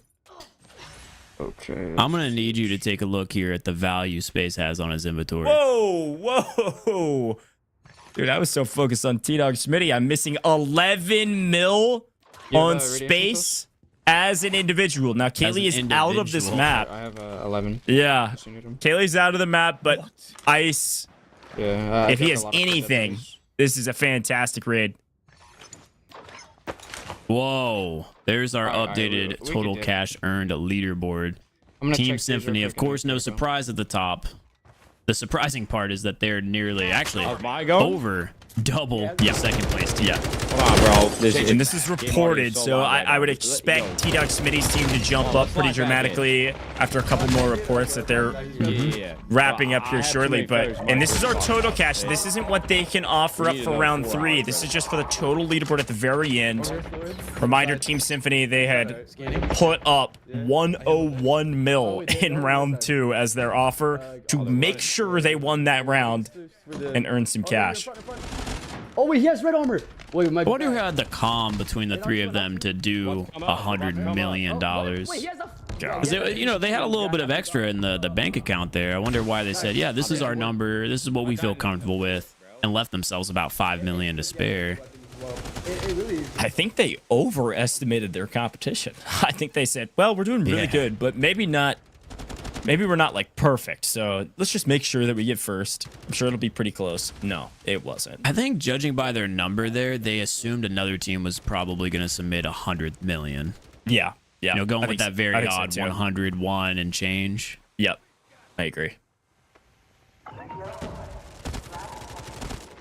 Anyway, we're on board here with our favorite team. Once again, laying on their back when Sandy fighting for his life and the squad in a 1v3 situation, using boxes as cover while his health depletes, getting surrounded, popping a scan, and that just shows he's surrounded and his fate is sealed. Wait, so how they just yeah, just gets triple chowed after they healed up. That's brutal. Because they disconnected and connect back and they glitched. Yeah, on the flip side, we've got Little B with 7 kills as an individual, 3 million, and once again, his squad is just fully looting the map with no contest. I'm at 3 mil right now. Bozo. Yeah, I'm at 3 million. So based off the perspective you're watching, whenever you watch DMZ gameplay, you might think this is the easiest mode in the world, or just impossible. That's right. Double check one more. We certainly have gotten both ends of that spectrum today. I'm gonna do Queasy at this point. Let's just leave. Yeah, all teams are hopping in on fresh, brand new accounts. So this was a baseline, even playing field. It is very interesting to see how the different perspectives are looking like wildly different matches, but they're all in the same exact lobbies. You guys second floor? Let me do the mission. Yeah, let me do the mission real quick, actually. Just keep looting if you guys can. Getting word Symphony's team did just extract with around 15 mil. Another solid raid for them. They're backing up. They're creeping up the leaderboard, man. Like someone just did that. This is the second time too. I mean, the first one was like literally it wasn't that big, but this one's the second time. Yeah.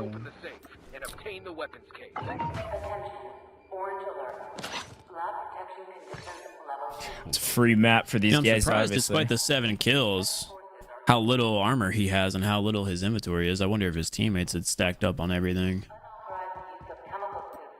Judging by how he's speaking, I think they had gotten all the kills in the lobby, but unfortunately, it was no one of like true value. Yeah, that's what it sounded like. It sounded like Metal still had around 3 mil, and I think T-Dog had around the same, so it's still a solid raid going, but swing back to heavy hitters at the top of our total assets category by a mile. A couple kills to boot. Nothing to show for it yet. We need to really kill them first. You're on me, bots. Hello. Bruh. And they're dead. There's one here. He's here. That's a real player. That is crazy how quick he's killing them. He's running. Bro, I got him. Curious what type of Ram 7 he is using on both the rarity and those affixes. Because obviously, you know, with this structure and the event, you're not going to sit there and constantly re-roll purchasing new weapons to see if you can get those best affix weapons. So he either got extremely lucky or he's just rocking some bare bones weapon and dominating. Yeah, that's a really good call, actually. Bro, he's... No, we need to move. He's multi. The molly. Move back. Bro, they have full loot. Oh, first time we've seen this team under true pressure. I'm hearing an SO14 being shot for the first time this event from an opponent. And as I said before, the Ram 7's incredible. But I did mention that SO14. In my opinion, that actually is the most dominant weapon in DMZ Recon. We just don't see it nearly as often because it is a semi-auto marksman rifle. So it takes a little bit more skill to use. And the Ram 7's typically a lot more friendly and forgiving. And just overall better for those close range encounters. But that SO14 will 2 to 3 tap through mythic armor. It is an insane weapon. I'm kind of stuck here, bro. Tell you, I definitely tighten up whenever I hear that gun shooting in my lobby. Yeah. We see Slayer feeling that stress. I know. Yeah, he has been rapping left and right, trying to get a flank on him. Rose doesn't seem like he's going to be able to help. Slayer's going to clean up. I am very impressed with his rotations here. I love watching him play right now. Like I say, he was a very slept-on pick. Bro, they're shooting my legs. Definitely. Clearly has put in the time, knows the map, understands how to play and rotate. Oh no.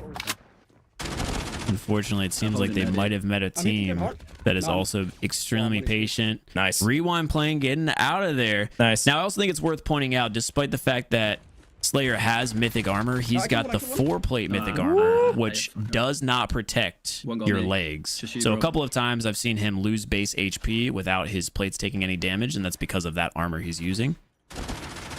Interesting choice.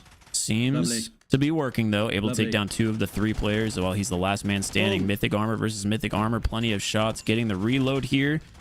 And it looks like that's going to be the cleanup. He still needs to pick up the down in case there's a self-revive. That's going to do it. Getting the squad wipe, clutching up with his last magazine. And the whole team's coming back, man. MVP, what? And they're going to just be loaded now with those mythic armors. That's going to be a big day for them later on. Dude, there's a reason that team's at the top. Slayer putting on a show for us. I heard his teammates hyping him up as well around our commentary. That shows you the efficacy, by the way, of Rewind. The amount of times that perfectly outplayed his opponents, saved his life, put himself in a position to retake the fight in an isolated 1v1. Like, I thought he played that really, really well, and Rewind came in handy so many times. Yeah, that was an incredible play. And as I said before, I could just tell by his rotations that he was playing smart. He wasn't putting himself in what I call an even playing field fight, right? He was only taking fights when he was sliding out against his opponents or shooting at them from cover. That was extremely well played. On the flip end of things here, we are watching Team Stone Mountain back on Serpent Island, the safe location. My man just took 5 different inputs to get this safe combination, and it gave purples. So I have a feeling we might be in normal difficulty or just extremely unlucky. Let's see. Oh, wow. No, that's just extremely unlucky. They are in hard. Looking good for an exfil here. Yeah, just a little bit different pace. You know, after some crazy gameplay, we got to slow it down a little bit with the beautiful voice of Stone Mountain.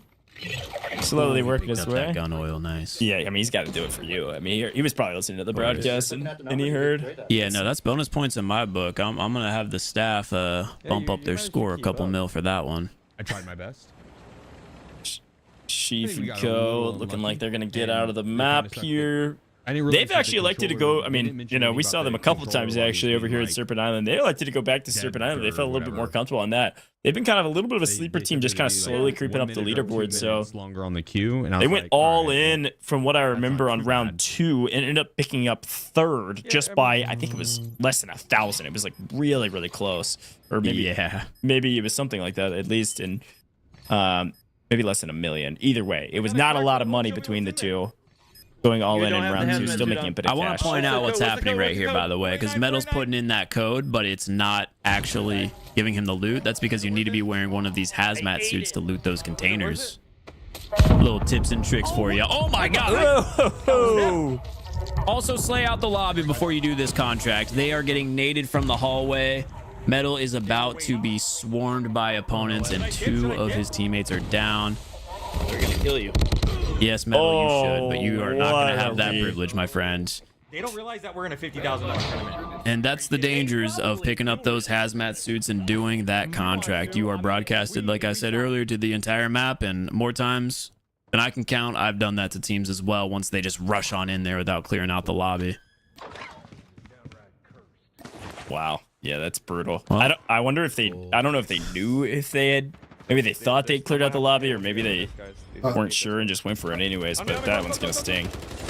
I think they speed ran that, but I don't think they had any indication that there were players nearby stalking them in the shadows, because we didn't see any footsteps while they were grabbing those safes, and those nades came out of nowhere. They're perfectly timed. Like, there was a team just sitting there watching them through the windows. That was a great play by the other team. I hate to say it here on broadcast, but it was a great play there by the random people that are now feasting on their loot. Right in front of me, right in front of me. Back on board here with T-Dog's team, though. We got Little B going against a player utilizing that rewind perfectly with his mythic armor. Trapped in a room now, though. Let's see if Little B can recognize the situation. Nice. Able to take care of them, and that's going to be some more mythic armor for them. Does he have good stuff? They're clean round. See the gunshots over here. Player in front of me. Yep, we're right behind you. Oh, below. Downstairs. Shoot. Well, if any round were to be the one to pop off on, it would be this one. Zach doesn't have much to his name yet. We swap over, but yeah, not much, right? Not much. Triple zeros here. But you know what? The round just started, and he's just following Little B.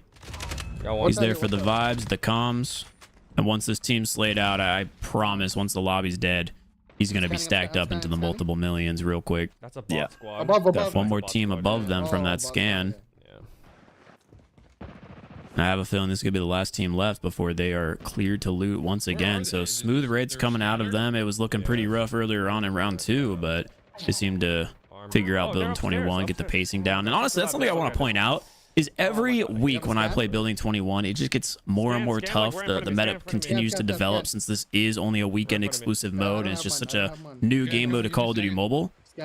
Each week, players are unlocking max level shops, and they have those better items, those mythic weapons, those mythic armors. And each week, players continue to learn the map more and more. So yeah, it's been getting scarier and more difficult every single week. And I'm not surprised that, like I said, they had a slow start and then started picking it back up.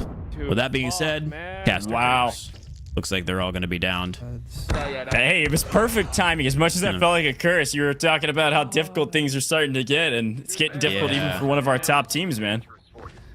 Dude, they got. I mean, you could see on the kill feed right there as well. They all had mythic weapons, all mythic Ram 7s. People know what they need to use to succeed here on building 21.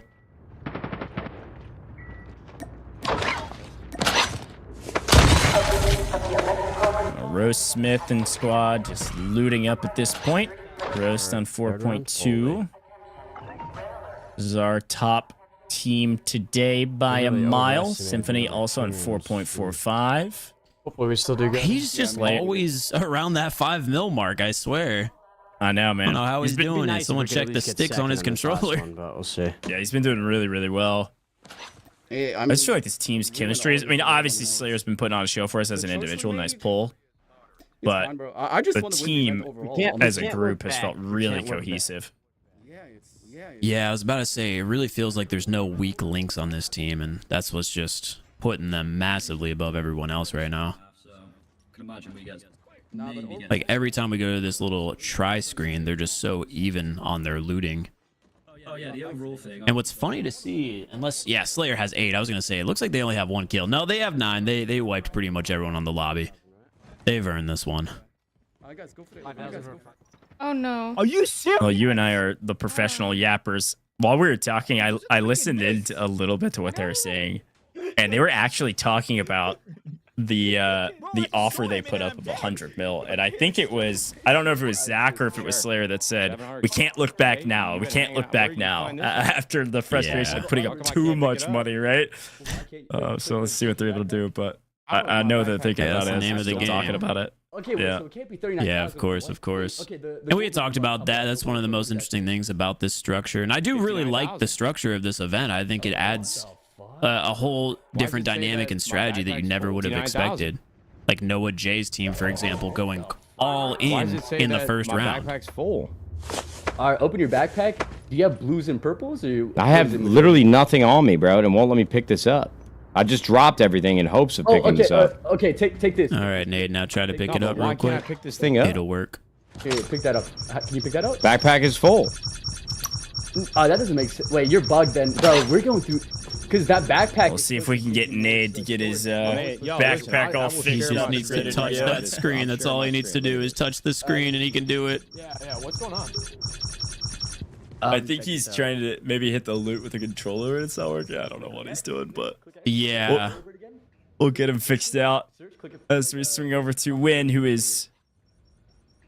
Well, unlocking the safe. I've never seen this before. Hey! It takes about, I want to say, a full minute of sitting on the safe for that to happen. Yeah, I think he was probably opening the safe while he was checking timers and leaderboards and all types of stuff. But another successful extract here from Slayer Symphony and Rose Smith. Well done, gentlemen.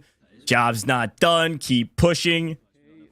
We've got about, I think it's 14 minutes till that redemption window opens where teams can offer up their total loot. This one is one that no one will want to miss. Everybody's going to go all in on round 3.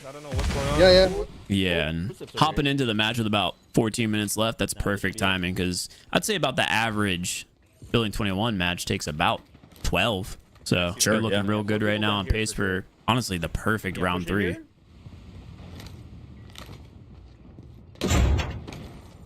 I see boxes. They're in here. This is another team that's been relatively quiet here for a while. Curious to see how they've been playing on round 3 so far. Looks like they're freshly hopping into a new lobby. I think they're in here. Getting into their spawn fights. Of course, the most crucial ones. Jump down. Going into the staircase. This is going to be a make or break for their game if they can get this position from the low ground. Bobby picking up a couple of shots on one player, challenging and getting lined up with metal. And see, the whole team got lined up in the doorway. Was that the And they are in the blender right now here on building 21. Golly. There's one rule in Call of Duty, man. Can't line up like the bowling pins. Golly. Don't do it. Need to have everything sold. Wait, 17. Ah, this team's very conscious of what they're doing here. Two quickies, maybe? Nah, I think it was just one. One? Like, And they've gone back to Serpent Island, which is a bit surprising. Maybe they just feel a little bit more comfortable over there. And like we talked about, maybe playing a little bit more slow and patient play style to earn some I think they're on his body right now. more easy. Yeah, I think as a top 3 team, they decided it's not worth the risk. Yeah, they're gonna just see if they can hold on to their value, you know, stack up a little bit more, especially considering they got 20 mil in their first round on it. Yeah, boys. Good job, good job. And you had said it earlier, the highs and lows, like, okay, you might fail a couple extracts and have a great one, but if overall you're only net like 5 million, it might not be worth taking that sacrifice here on the map. That seems to be T-Dog's team's strategy here. It's just full send nonstop. Yeah. It sounded like the boys were celebrating T-Dog's kill that he just got there. So big shout out to T for picking up a kill. I think his kill record in tournaments is 2, so we'll see if he can beat that today. Ooh. I don't know how you know that's all bots. I see the names. It's the same names in Battle Royale. We need to focus on finding the real team, guys. Nah, that's a bot. One dead. There's still a real team. Like I said, man, this guy's playing on 2x We speed. need to find him first. Yeah, he is flying. Yeah, I got you. Here, go for that one. Go for that one. Where's it at? Where's it at? Got it. It's looting time, boys. Cleared the lobby. Oh, the toilets are in here. 2.7, 9 minutes on the clock. Go for it. We've got 10 minutes till our window opens. This will be their last game. I think they're going to try to maximize this lobby here, Noah. Yeah, that would make sense, especially with, you know, the whole lobby being slayed out. It's nice to see T-Dog looting a toilet already looted here. Hey, gotta check. Yeah, gotta check. I mean, right there is a perfect example of why the scavenger class is useful. It shows you that before you check for yourself. So it could save some time if you know what you're looking for. Gotcha. All right, there is our timer. This is our overall timer reminder, so it's really 9 minutes and 33 seconds and counting. So you can submit an offer. You have to submit an offer by the end of this timer right here. So They have armor plates, everything. That's where everyone needs to set their alarm clocks and be prepared. Wait, is there another body I'm missing or no? I don't think so. they're coming up now. Space again with this ASM-10. Seems like ever since he brought it out, he's been stacking up on the cash. This team's not going to have anything for him, unfortunately. I'm losing my mind, bro. I just tried. No way. Good jump. Oh. How many? Let's see if Space is going to be able to clear this. Ooh, competition in front of him. Unfortunately, that Ram 7 instantly melting you. And once again, the whole team. You can tell he's losing his mind a little bit there. He's about to crash out. He's about to crash out. That's crazy. I can't lie, man. I've been there. You know, legend has it. I can't confirm nor deny it. There might have been one time on live stream that the great Noah Sunday had failed 8 raids in a row. He may have been using some bad armor and doing a challenge, but it might have happened on building 21. So if it could happen to that guy, again, this is all theoretical or just what the streets say. It's not confirmed or anything, but I did hear that he died 8 times in a row. If it can happen to him, it probably could happen to anyone. Sure, yeah. You know, listen, man. There was several reasons why I thought you were in the booth with me, and now I think I fully understand why. Whoa. I appreciate the context. Hold on. I will not let those lies be spilled on my name. It was because, unlike these guys, I would have been extracting every single raid. This wouldn't be me laying on the floor. I will say, to harken back to what you were saying before, these guys have been actually a little bit quiet. Z actually hitting some nice shots. Pretty weak though. Needs some plates. Have to back off a little bit, but as someone who weekly plays with Bobby play, yeah, Building 21 not his strong suit, so I'm not surprised to see this, to be honest. Round 1, I honestly thought they would throw in an offer. Bobby, I have no ill will towards you if you watch this back, but it's very apparent. Bobby, I think you and I might need to swap positions for the next event, buddy. Oh my god. I backed off a little bit. Oh, it's probably a good thing this iPad's on 5%, boys. Woo. Oh no. Yeah, gotta get charged up. We're not done yet. Z, lock in, man. It's honestly After that shotgun blast, he might be. Dude.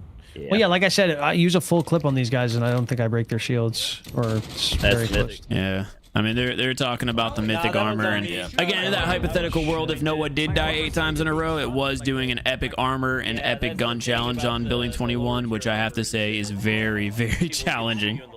Can they find that on YouTube? Result doesn't surprise me. Can they find that content on YouTube? VOD was deleted. If it did happen, I don't know. Sure. Interesting. Well, yeah, it's located in my members only folder if you're interested in purchasing that membership. No, this is my. Got it. If I die, Okay. this is it. We'll keep that in mind, but You're not gonna full die. You're not gonna full die. Just T-Dog's at 4.5 mil here. This is a big one for the boys, and again, we're running out of daylight. Our timer is looking like our window opens in 6 minutes. That timer is 5 minutes. Oh, I'm dead. So they want to try to get as much out of this map as possible, but Zach goes down to the gas. Yeah, Little B did throw some pills down for him. I think he's just waiting on this elevator, because even if he's downed, if he goes in the elevator, he can still extract. T-Dog, run towards me. Run towards me. Let's see if he can get these pills fast enough. Yeah, I got it. You can tell what happened and then the reason why he actually got down there to that gas. If you take a look at the top left corner of that icon, Little B's got the little character next to it. That's that hazmat suit. So once again, he did that challenge without his teammates, which again, I'm sure is a strategy. But indirect consequence of that, his team did go down to that Nova gas that's just spreading across the whole map. All right, let's go. Yeah. 6 minutes. Oh, and him alone, $8.8 million. Yeah, they're pushing around like 18 mil or so between all 3 of them. Call the elevator here. A really good raid from them, and again, I think Okay, definitely a team to watch out for. Total assets. Zach, can you tell him how to sell? I'm gonna try to, dude. I'm gonna. Yeah, he knows. He knows As how we're to sell. coming down Exactly to our like last final time. minutes here, I do want to point out, one, we didn't see any crystal skulls today. That's true. 2, I'm surprised no teams have utilized the Noah Sunday strategy of turning on your in-game mic and screaming at your opponents, "I will let you live if you drop your mythic weapon." Now, the reason I'm surprised no one has at least attempted this is because we didn't talk about this before. In hard mode, you have weapon protection. So if you get wiped, your weapon stays in your inventory. Same goes for your opponents. You're not able to loot their weapons. But I have found a loophole behind this. I'm about to spill the sauce for everyone watching. I turn on my in-game mic, and I tell them, after I knock them and they have a self-revive, I'll talk to the last guy. I'll be like, hey, I will let you and your team live if you drop your mythic weapon. It's worth $5 million. I mean, this is our last raid. We can't get into it. And they get to be the hero. It's a good trade. Yeah. Now, what I don't tell them is in the fine print, I will murder them as soon as they drop their mythic weapon. Crazy. I will take all of their, I will take everything they own, and I'll extract with an extra $5 million. It's a strategy definitely worth it. That's crazy. I guess if you're playing in a 50K tournament here with Call of Duty Mobile for DMZ Recon Invitational, then sure, maybe I will allow unethical gameplay like that. But in pubs? Noah, you sick man. Oh, I always talk about it. I'm like, man, they probably worked real hard getting this weapon. They probably spent hours grinding it up in the shop, unlocking it, pulling with the right affixes. And as I'm saying that, I just sell it right away. It means nothing to me. It's just extra cash in my pocket. That's crazy. So I have to say, I'm a little sad no one had attempted to do that, but I will say respect to Dazzy at least for carrying the gun oil. Gotta do it. Where was your Stone Mountain cleaning up. A little less than a mil on this one, but hey, we'll take what we can get. Gonna be cleaning things up here, folks. 4 minutes on our offer window before it opens. Then we'll have 5 minutes with it open, and then we are done. Yeah, we are wrapping up here. We gotta go. In the next less than 10 minutes away. All right. See who is going to be our champion of Call of Duty Mobile DMZ Recon Invitational. On it. Yeah, it does seem like Stone Mountain's team opted to kind of just bow down out of the way there of the top 5 and turn for some peaceful lobbies, which I gotta say, I mean, if you're not in a competition where time is of the essence, Serpent Island playing on normal or hard is kind of a good move if you're just looking to stack up on some extra cash without the threats, especially on the weekends when all the sweaty, super try-hard players with mythic gear are going into Building 21.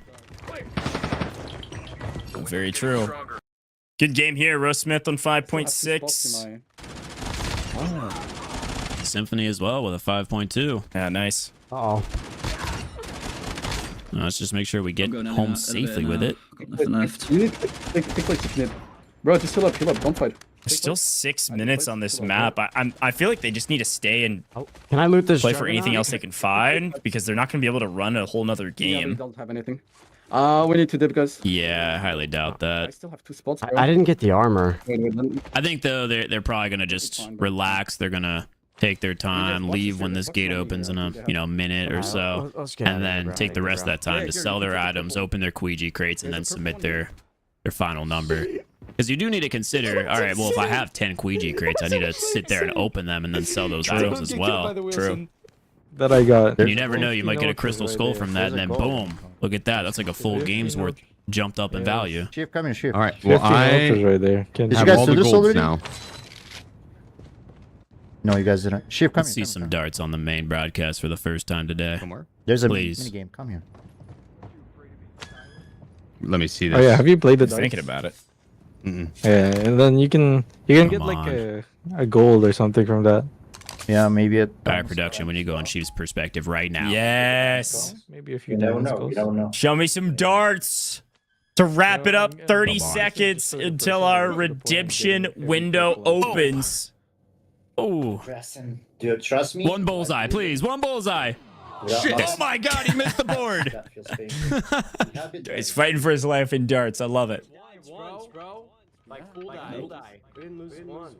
On the flip side, looks like they did opt to extract. I am curious if they do take their time and open up those Ouija crates like I was talking about earlier, if they're just going to be sitting there and utilizing their last few minutes. With that being said, the time remaining to submit an offer has officially started. We've got the yellow bar of death on our screen. It could be yellow bar of life, depending on which team you are. Definitely a mixed yellow bag. bar of money. Yeah, that's right. The bottom and the Mixed bag of results today, but people are going to be wrapping up. Now, this timer is regardless, 5 the timer's minutes.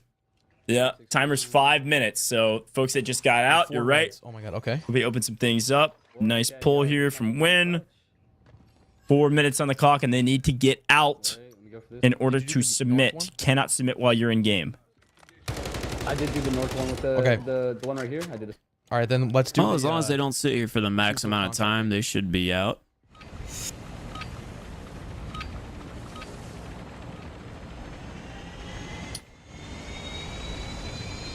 Everybody working their way out of the map.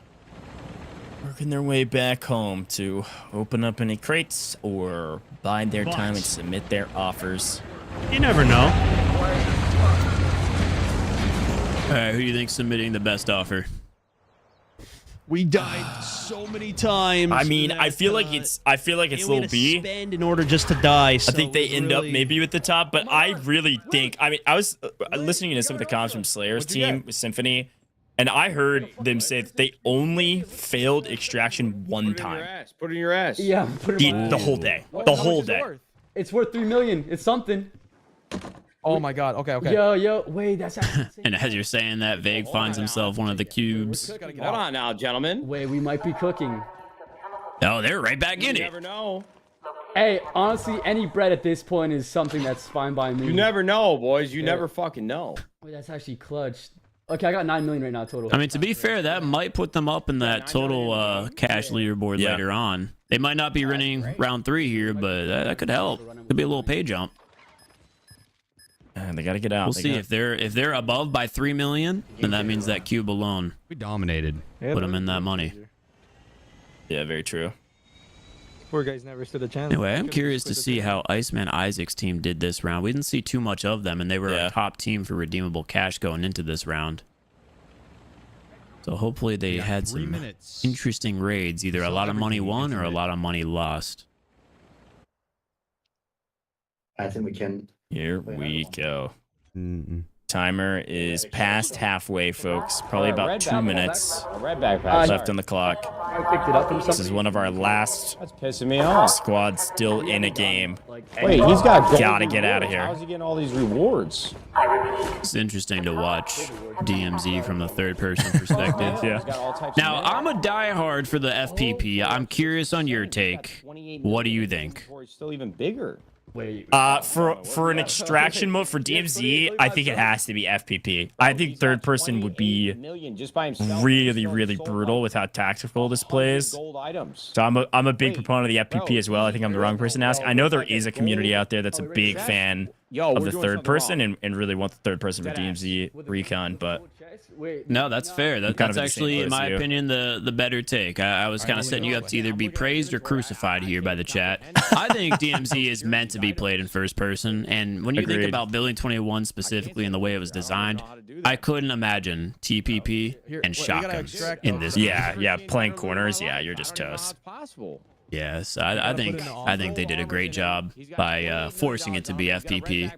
Like I said earlier in the broadcast, they did combine the elements of both MP and Battle Royale, brought them together in this game mode. Yeah. So, That's crazy. That being said, I am happy.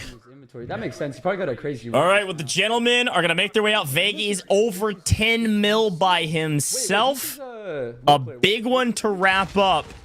I don't know. We are running out of daylight, gentlemen, though. That yellow bar is less than a minute. Can we figure this out? This is going to be about as close as it can go. I'm going to be totally frank with you, Win. I think this Win team, We're going to be able to beat them half of this. and if I could speak to Win right now, I would say you maybe have made a mistake. We all have combined, I think. Because, no, I don't think they're going to be able to put this. Yeah, his teammates have got to have. I don't think they're going to be able to put this towards this round. They have to screenshot and submit instantly. They'll have 15 seconds here at the extract. I don't know. You might be right. I think. And you know what's unfortunate they better is this is type probably fast. their best run. Yeah. I thought you said we couldn't even buy gold items because we're not even a high enough level. You know what? Let's just hope that this is our stream delay, and right now they just submitted it because the timers are officially over, which means that's going to conclude our gameplay here today. Woo, buddy. I mean, they were certainly close. We'll see if it pays off for them. But, folks, that is the end of round number 3 here at DMZ Recon Invitational. What a day thus far. And obviously, we got a lot of scores to calculate. But Building 21, the talk of the town, a lot of fun fights from a lot of different rosters. But I have no idea who comes out on top in round 3 in particular. I know who's going to win overall, but dude, round 3, I got no idea. Let's take a quick look back at some of the replays here. No, I'll let you kind of take it away. Replays from both maps, of course, in round 3. You could choose what map you wanted to play, but most of our teams elected Building 21. Yeah, so once again, I pointed out earlier, Space, there with that ASM-10. It's odd that he decided to choose to use it here on Building 21, but once he pulled it out, he started wiping some squads. Nice to see. And again, Little B with the Kilo, odd choice. Could be because the Ram doesn't have a legendary, so not a bad choice, especially going against that Mythic armor. It's one of my top 3 ARs in the game. Vague able to secure a couple of kills there before going down to that Desperado, and we had seen this moment live. Win just being swarmed. Back onto Slayer, that man who's moving in 2x speed, wiping out lobbies. His team overall, no weak links, just slaying out left and right. Like, there's no competition. Stone Mountain taking it slow and tactical. That's the way he's used to playing, so it doesn't surprise me that he chose Serpent Island here in round 3. That was a moment from Slayer's 1v3. Noah J going against a Kurahana Flame Knot. That's his competition. When I played with him, he had some beef with Wilson earlier, so glad to see that he's still fighting off them NPCs and, you know, classic fashion. The pain of those Mythic Ram 7s. One shot at the top. Yeah, some fun moments, some fun fights. Space maybe crashing out there a little bit because, well, nobody likes to lose. And with DMZ Recon, of course, if you die, you get wiped. You're going to lose all the gear you brought in, and some of these kits are very expensive, but Lil B putting on a bit of a show. He can shoot, even though he's a loot goblin. He can certainly shoot. They won their fair share of team fights, and, well, Bobby plays showing us why you don't line up in fights. So they go down there. I think, a bit slower of a round 3 than they would have liked here, Noah. Oh, no, absolutely. I mean, again, we really don't know. We've been jumping perspectives for all we know. Caster's curse, but I think I'm going to side with you on that one. They definitely were struggling. And, you know, I said it before, I love to make fun of Bobby, but I just think that, you know, it's asking a lot to be using that epic armor against Mythic. Yeah, it's tough. Definitely a tough fight. Space cleans up a couple after settling back in. And overall, the name of the game, I think, today certainly was picking up some of those Mythic armors here in Building 21. It was the majority of the amount of loot value for these teams. A couple of our teams looking to all in here in round 3. They've been hoarding all of the loot they've been earning in the last couple rounds. Waiting for this moment right here. Round 3, a majority of our prize pool, $20,000 just for round 3. And of course, we got to end it with a little mini game of darts. Thank you to Sheaf GG for showing us that great one, man. right there. Very, very fun. Well, a great round 3, Noah. I think we got exactly what we wanted. A lot of action, a lot of great loot. Some teams that were hyper successful made this this mode look very easy, and some teams struggling quite a bit, showing how difficult it can be. But we got the full mix here with DMZ Recon, and I don't know, were you surprised about anything today before we show the scores? Any huge surprises for you between our 3 rounds? Yeah, I actually did really want to point this out. I was going into this expecting our teams to just dominate because they all are playing on brand new accounts, but that wasn't the case. I was very surprised to see how intense the competition is in the rookie rank because everyone started on a fresh account. That's rookie. That's like the entry experience on DMZ. So that just shows, you know, how wide the skill gap can be when you're going into the different ranks and, you know, ultimately into legendary. It is a very intense mode. So overall, I would just say I was very shocked to see the level of competition and very happy to see, you know, how intense DMZ is and how it plays. Yeah, no, I totally agree. I think that was the biggest talking point you and I had before we started the event at top of show. We thought it'd be pretty free for most of these teams, and it was going to be a looting competition. Ended up being a bloodbath out there, especially on Building 21. So I'm really excited to see the scores. Now, again, I want to remind everybody here with round 3 how it worked. Everybody's going to all in. There's no more hoarding. There's nothing else to wait for. Whatever you have left, you're going to all in offer here in our redemption round. $20,000 on the line for the top teams, top 3 getting paid out that put up their offers. Some of our teams, like for instance Team Symphony, they put up over 100 million in round 2, so they're coming in with a blank slate for round 3. I don't expect to see them, definitely not in the top slot. They maybe will creep into the 3rd place spot just because they were so clean throughout all of today. I think they said on broadcast in comms they only didn't extract one singular time, which is certainly no other team can say the same, but won't see them in first most likely for round 3. So the big question mark in my mind still is who is at the top of round 3? Is it Iceman Isaac, who kind of went a little quiet in round 3 from what we could tell on broadcast? Is it T-Dog Smitty's team with little B? They were very consistent. I have no idea, Noah. Yeah, I mean, again, we didn't really see Iceman Isaac's team at all, but for all we know, they had a huge lead going into round 3. They just kept stacking up on cash. And let's see the final results on screen now. We got the cash offers. And taking a look, it looks like T-Dog Smitty's team did come out with the best offer in round 3. And I do want to say, I'm a little surprised to see Stone Mountain decide to throw that 10 mil out there.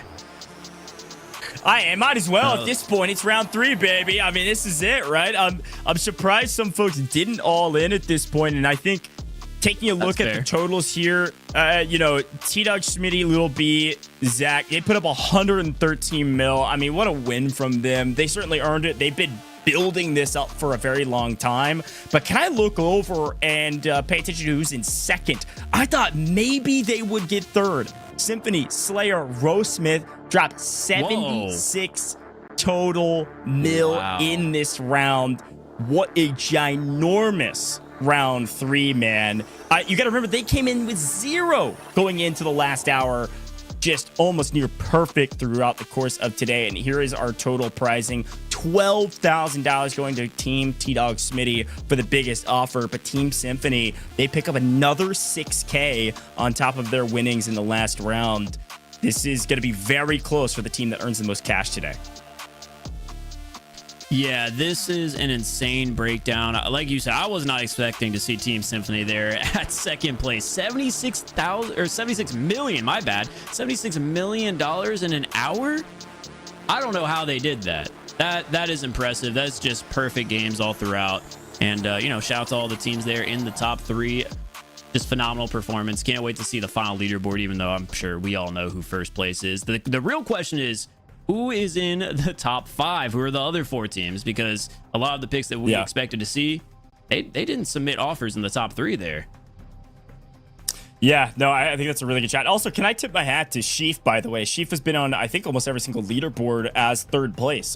Picks up another third place finish, so racking up a bit more cash yet again, just slowly but surely chipping away. And I think they mostly played Serpent Island, from what I could tell on their feeds. I don't think they played a lot of Building 21, just very, very clean. But folks, it's time for our total cash leaderboard. We've had all 3 of our round leaderboards. There was a little bit of money in round 1, 10K in round 2, 20K in round 3, and then 15K for this final total leaderboard. And like we said, it wasn't all that close. Team Symphony at the top by a giant margin, nearly 183 mil in total, but Team T-Dog Smitty do pick up second place, and everybody else was way away. This is the total that they earned in the entire competition, but a big shout out to Team Noah J there for creeping into third. Yeah, that's one of the sleeper squads. They just silently looted. they didn't do anything stand out. They just were minding their business the whole time, and that gets them a top 3 position with 54,000 in million. I'm sorry, in total cash earned. But not only that, they had walked away with the round 1 prize. Yeah, and this is our total leaderboard. So you got to remember too that some of the folks that are maybe lower on the leaderboard than you thought probably lost a lot of value from raids that they didn't extract over and over and over again. But here's our prizing from our final prizing bucket, 15K on the line for our final scores in Team Symphony, walking away with another $5,000, with Team T-Dog Smitty picking up another $4,000.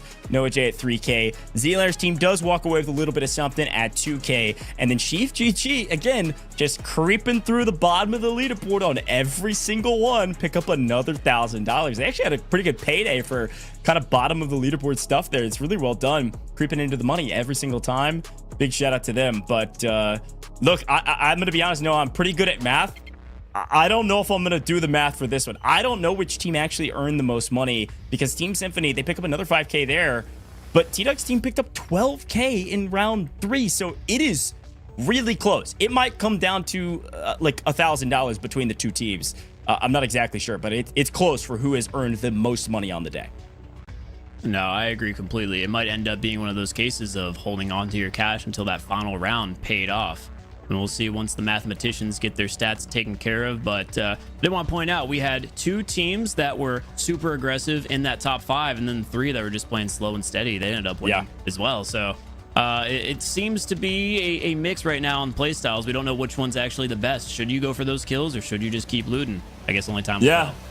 Well, speaking of time, I'm getting word. Now is the time, folks. We have our champion, the team that earned the most real cash throughout all of our leaderboards today. Which roster was it, production? You roll it for me. Was it Team T-Dog Smitty, or was it Team Symphony? It was Team Symphony. They are your champions of the Call of Duty Mobile DMZ Recon Invitational. They were the top team overall. They threw up an offer of 100 mil in round 2, and they somehow still got second in round 3, and obviously topped the leaderboards at the end of the day as well. They outperformed Team T-Dog Smitty probably by only a couple thousand. Team T-Dog Smitty still walked away with, I think, around 16K in total. Let's take a look at the overall pricing. This is the amount of real cash these teams have earned. And like I said, it was a difference of a couple $1,000. Noah, walk me through our totals here. I mean, that's going to be a payday for all those teams in the top. We've got Team Symphony with $18,500 split among the 3 players. Team T-Dog finally getting some earnings under his belt, $16,500. That might be more than Little B's entire competitive career. Team Noah J with $6,000. Team Zealander with $5,000. And Team Chief with $4,000. Now, again, despite them being 5th on that leaderboard for cash, that's still over $1,000 each. Not a bad payday for a couple hours of work, playing some Call of Duty Mobile. Yeah, great job from Team Sheaf to, again, creep the bottom of our payout leaderboards every single time. It was 2-1-1, and they picked up $4,000. That's a fantastic payday, like you said. So big congratulations to all of our teams. But the top dogs today, Team Symphony, on the back of the IGL Slayer. But frankly, this was a whole team effort from this roster, Noah. I felt like every single time we watched them, all three players had kills and all three players had a sizable amount of loot. And like they said, I think they only didn't extract one time, which is unbelievable feat from them. So I do believe we're going to get a quick word from their captain here just shortly. We get a chance to ask them all the questions that we can answer, or he can answer rather, as fast as possible, because I'm sure they've got a lot to say with how they played. And I know I'll be asking about round 2 and who made the call on going all in there. But hey, yeah, no, that's definitely some intel we need to hear about. And I want to know if they're kicking themselves. It's easy to say no now that they got that second place finished overall. Like, sure, first would have been great, but they still climbed that 70-something million. Yeah, impressive. Ridiculous. Yeah, I mean, that's a team of 3 picking up, you know, over 70 million in 55 minutes on Building 21. That's pretty impressive stuff, especially for a team of 3 that doesn't play together ever, if not often. You know, this whole roster was kind of put together right before this event, but it all been practicing, and hey, it certainly worked out for him. So big shout out to Slayer leading the team, but Symphony, the team captain. Whole roster, just a fantastic team, and excited to hear from him, Noah. But on the day as a whole, you talked about some of the surprises today. Look, our good friend, you know, we love him. Bobby, unfortunately, couldn't get anything going today. You got any words for Bobby before we hop into the interview? I'm disappointed, man. You were supposed to represent the DMZ.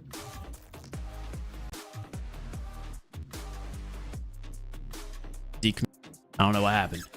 Do better.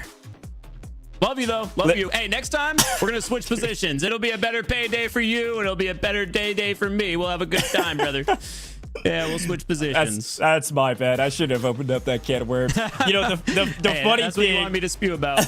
That's right. The funny thing about that leaderboard too, you know, thinking back on it while we wait on this interview, you know, we talked about some of the top teams going into round 3. Iceman Isaac's team was one of those rosters. However, we saw him near the bottom of the leaderboard. So I can only assume that means that after some early success, once the lobby started getting harder, they just kept failing to extract over and over again.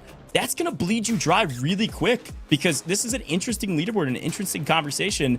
With DMZ Recon, your score can go down if you continue to fail extractions. And I think you mentioned it, Noah, so good, you know, tip of the hat to you.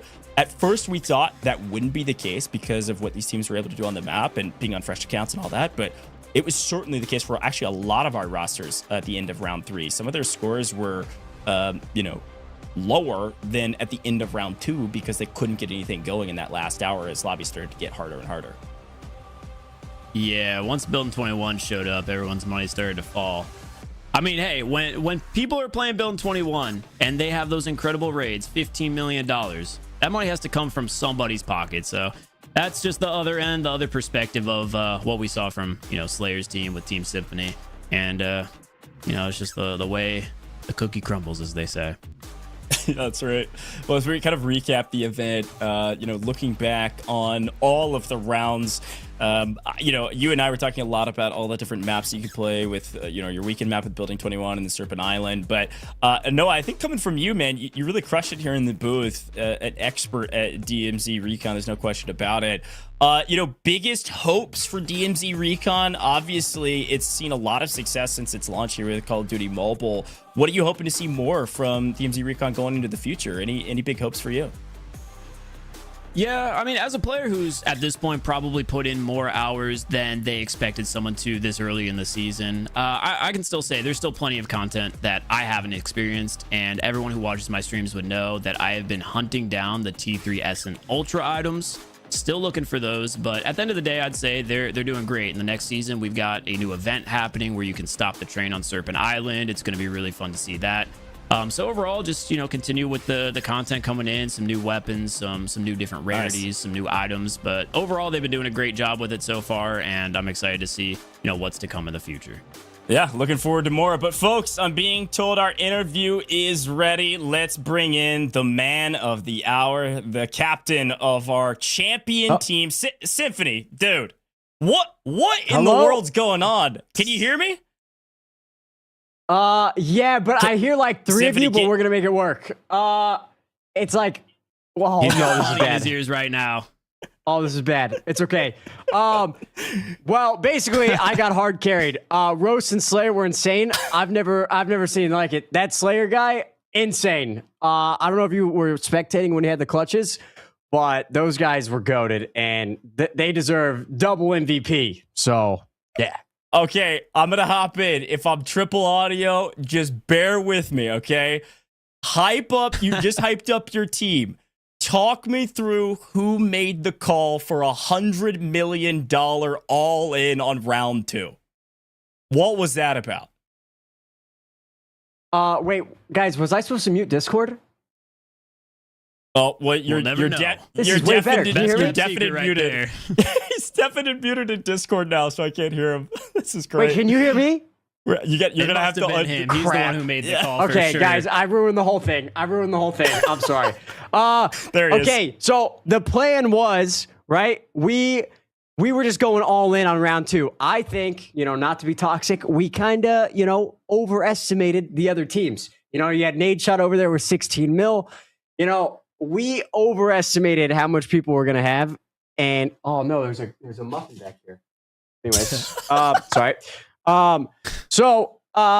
Yeah, basically we were just going all in and we wanted to guarantee that round. We were like, we know it's going to hurt round 3, but we want to get the guarantee. And so that's what we went for. That was the plan the whole time. Yeah, Slayer called it a little bit. Yeah. We assumed that was your plan, was to go all in on round 2. That makes sense. I don't blame you. You guys impressed us in round 3. I want to know what happened. How did you guys get, what was it, 78 million in one round? Did you guys just have in 1 incredible hour lobbies where you're getting all that mythic armor? Did you guys get some ultras? What happened? Because I want to say the biggest thing with you guys is that I noticed there wasn't really a weak link on your team. All of you guys were constantly extracting with like $5+ million like each run. Yeah, so I think what happened was we didn't get wiped once. Like, we had a couple of times where we got knocked and revived, but we didn't get knocked once. So I think that just put us in a really good spot where other teams were kind of dying and having to, lose all their loot and whatnot. And so we were just slaying out the whole time. We killed everyone. And, yeah, dude, we were just looting everything, man. Yeah, I mean, Gotcha. you guys were nearly perfect, right? I think you only didn't extract maybe one time from what we saw, which was crazy. I mean, Must have been the muffin. Yeah, it must have been that muffin at the back. Sam, okay, last question from me, see that. and then Noah's got one more for you. Yeah, no, it's all gone. In round 1, I think we all kind of forgot for a second that in round 1, you guys put up a offer for $5,001. That was a difference of over $1,000 in prizing between you and T-Dog's team. Wait, yo, I'm telling you, my teammates are MVPs. I'm telling you, bro. That got us extra cash. Yeah, T-Dog's team No put up way. $5 million. The team that was second overall, by the way, at the end of the competition, your team put up $5,001. Who made the call? No way, dude. It's all Slay, bro. That's our hard IGL right there, bro. I'm telling you, clutching up, making the plays, dude. That guy's the GOAT. I'm telling you. I'd never met him before today. He's the GOAT. Yeah, watching him, we were saying he was definitely playing on 2x speed. I don't know. He was moving different than the rest of the lobby. Oh yeah, All right, Sim, dude. got I one was just question he for was you. just giving me yeah. Go ahead. No, you're good. Sorry, I I'm get it. tweaking Three here. I swear. voices in your I ear hear right now. everyone 4 times. I'm telling it's bad, but I'm good. Gotcha. This one's a simple question. Serpent Island or Building 21? What do you prefer? I'm going Building 21. I'm going Building 21. We had a lot of good stuff going on there, so going with that. Yeah, love nonstop it, man. chaos, just constant fighting. I don't blame you. That's a great map. Yeah.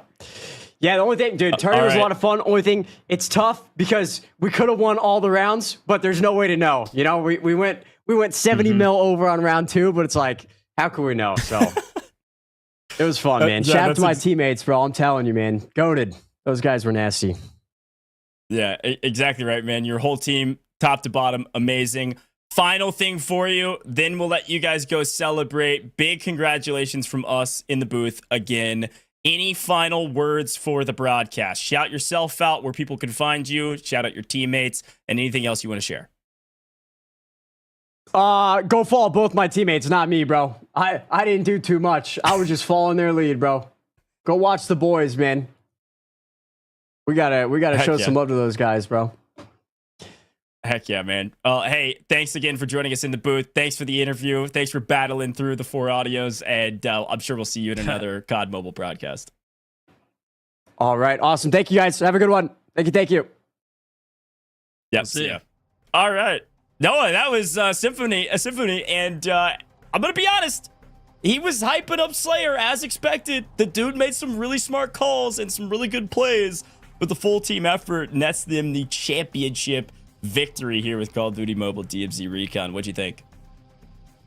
Oh no, that was a lot more fun than I expected. It was a great competition. I love the structure of the event, and I think that added a bit to the storylines of, you know, the competition was those different offerings in the different rounds, and just the fact that you could offer that $1 extra and just be a little strategic about how you're managing your money. That could win you some extra money and extra prize money in real life. I think that was incredible. I love the structure. I look forward to see what develops here in the competition for the DMZ stream. I mean, this is just the beginning. This is just the beginning. It's the first ever like competition that DMZ Recon has put up. So it's only up from here, and I think that was a great intro to what we can see in the future. Dude, totally agree. You absolutely crushed it today, Noah. I actually am going to give you one more final word. I know where everybody can find you. I know everybody already knows because you are the DMZ Recon man. But one more time, can you shout yourself out? Where can people find you? You're live streaming all the time. You've got hundreds of hours into this game mode in particular. Yeah, of course. I've been streaming relatively daily over here on Noah Sunday-Mobile on YouTube. I mean, pretty much everything I do is on YouTube, and any of my social medias, whatever platform it is, you can find me with this name here. Just been grinding out DMZ. I mean, it took over my entire channel, and at this point, basically my life. I mean, I've been coming in. We've got a great community around it. We got a Discord server.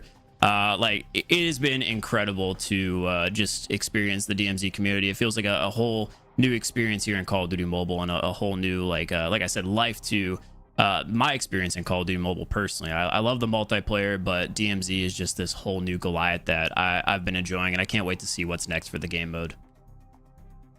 Heck yeah. Well, that's Noah Sunday. Absolutely crushed it in the booth. Go check him out. Go drop a follow for him. And I'm sure we'll see him in future broadcasts, folks. Well, final words from me, your host, Coach. I just got to say, if you haven't dropped a follow here with Call of Duty Mobile, what the heck you doing? We got a lot of cool stuff happening in the Call of Duty Mobile world. We've been around for a long time, and we're going to stay around for a long time. We got brand new modes like DMZ Recon dropping that feels like a totally separate game, all under the Call of Duty Mobile umbrella. So drop a follow in all those major socials and wherever you're watching that live stream. And then, of course, if you haven't gotten your hands on it, or you haven't gotten your hands on it in a while, go download Call of Duty Mobile right now on the iOS, Android, Google Play Store. Wherever you can find the game, go get your hands on it. You can scan this QR code on the screen right now.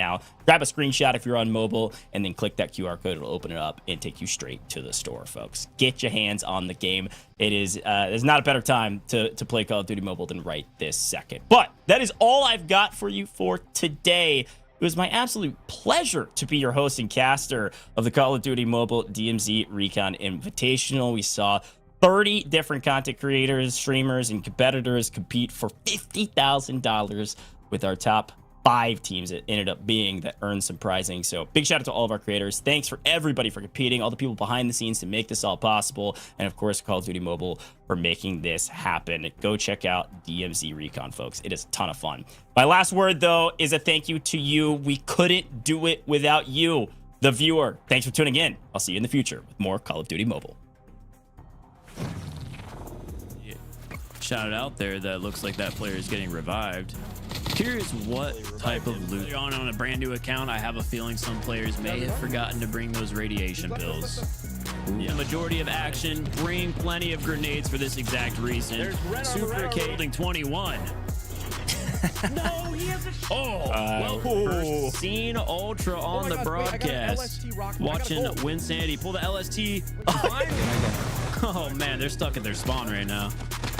Ooh, Air though with some as of now, tons of NPCs, tons of real opponents. Bobby Plays has gone to the dark side, shotgun in hand. Oh, hustling. I just here for a good time.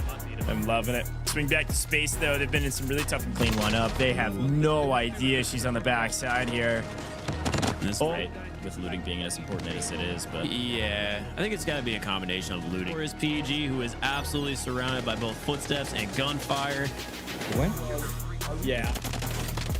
Now who's the IGL at this point? Yeah. We'll keep our eyes on him. Maybe we'll turn it. Misclick. Yeah, that's right. We'll keep our eyes on him. See. Oh wait, he has red armor. Wait, I wonder who had the calm between the three of them to do a true value. Yeah, that's what it sounded like. It sounded like Metal still had around. That is crazy how quick he's killing them. He's running. Bro, I got him. He's the last man standing. Mythic armor versus mythic armor. Plenty of shots. Getting the reload here. Trapped in a room now, though. Let's see if it'll be. Can recognize the situation. Nice. Mythic weapons, those mythic armors. And each week, players continue to learn the map break for their game if they can get this position from the low ground. Bobby picking up a couple of shots on one. And they've gone back to Serpent Island, which is a bit surprising. Maybe they just feel a little bit more comfortable. Do you trust me? One bullseye, please. One bullseye. Yeah. Shit. Oh my God, he missed the board. It was Team Symphony. They are your champions of the Call of Duty Mobile DMZ Recon Invitational. They were the top team overall.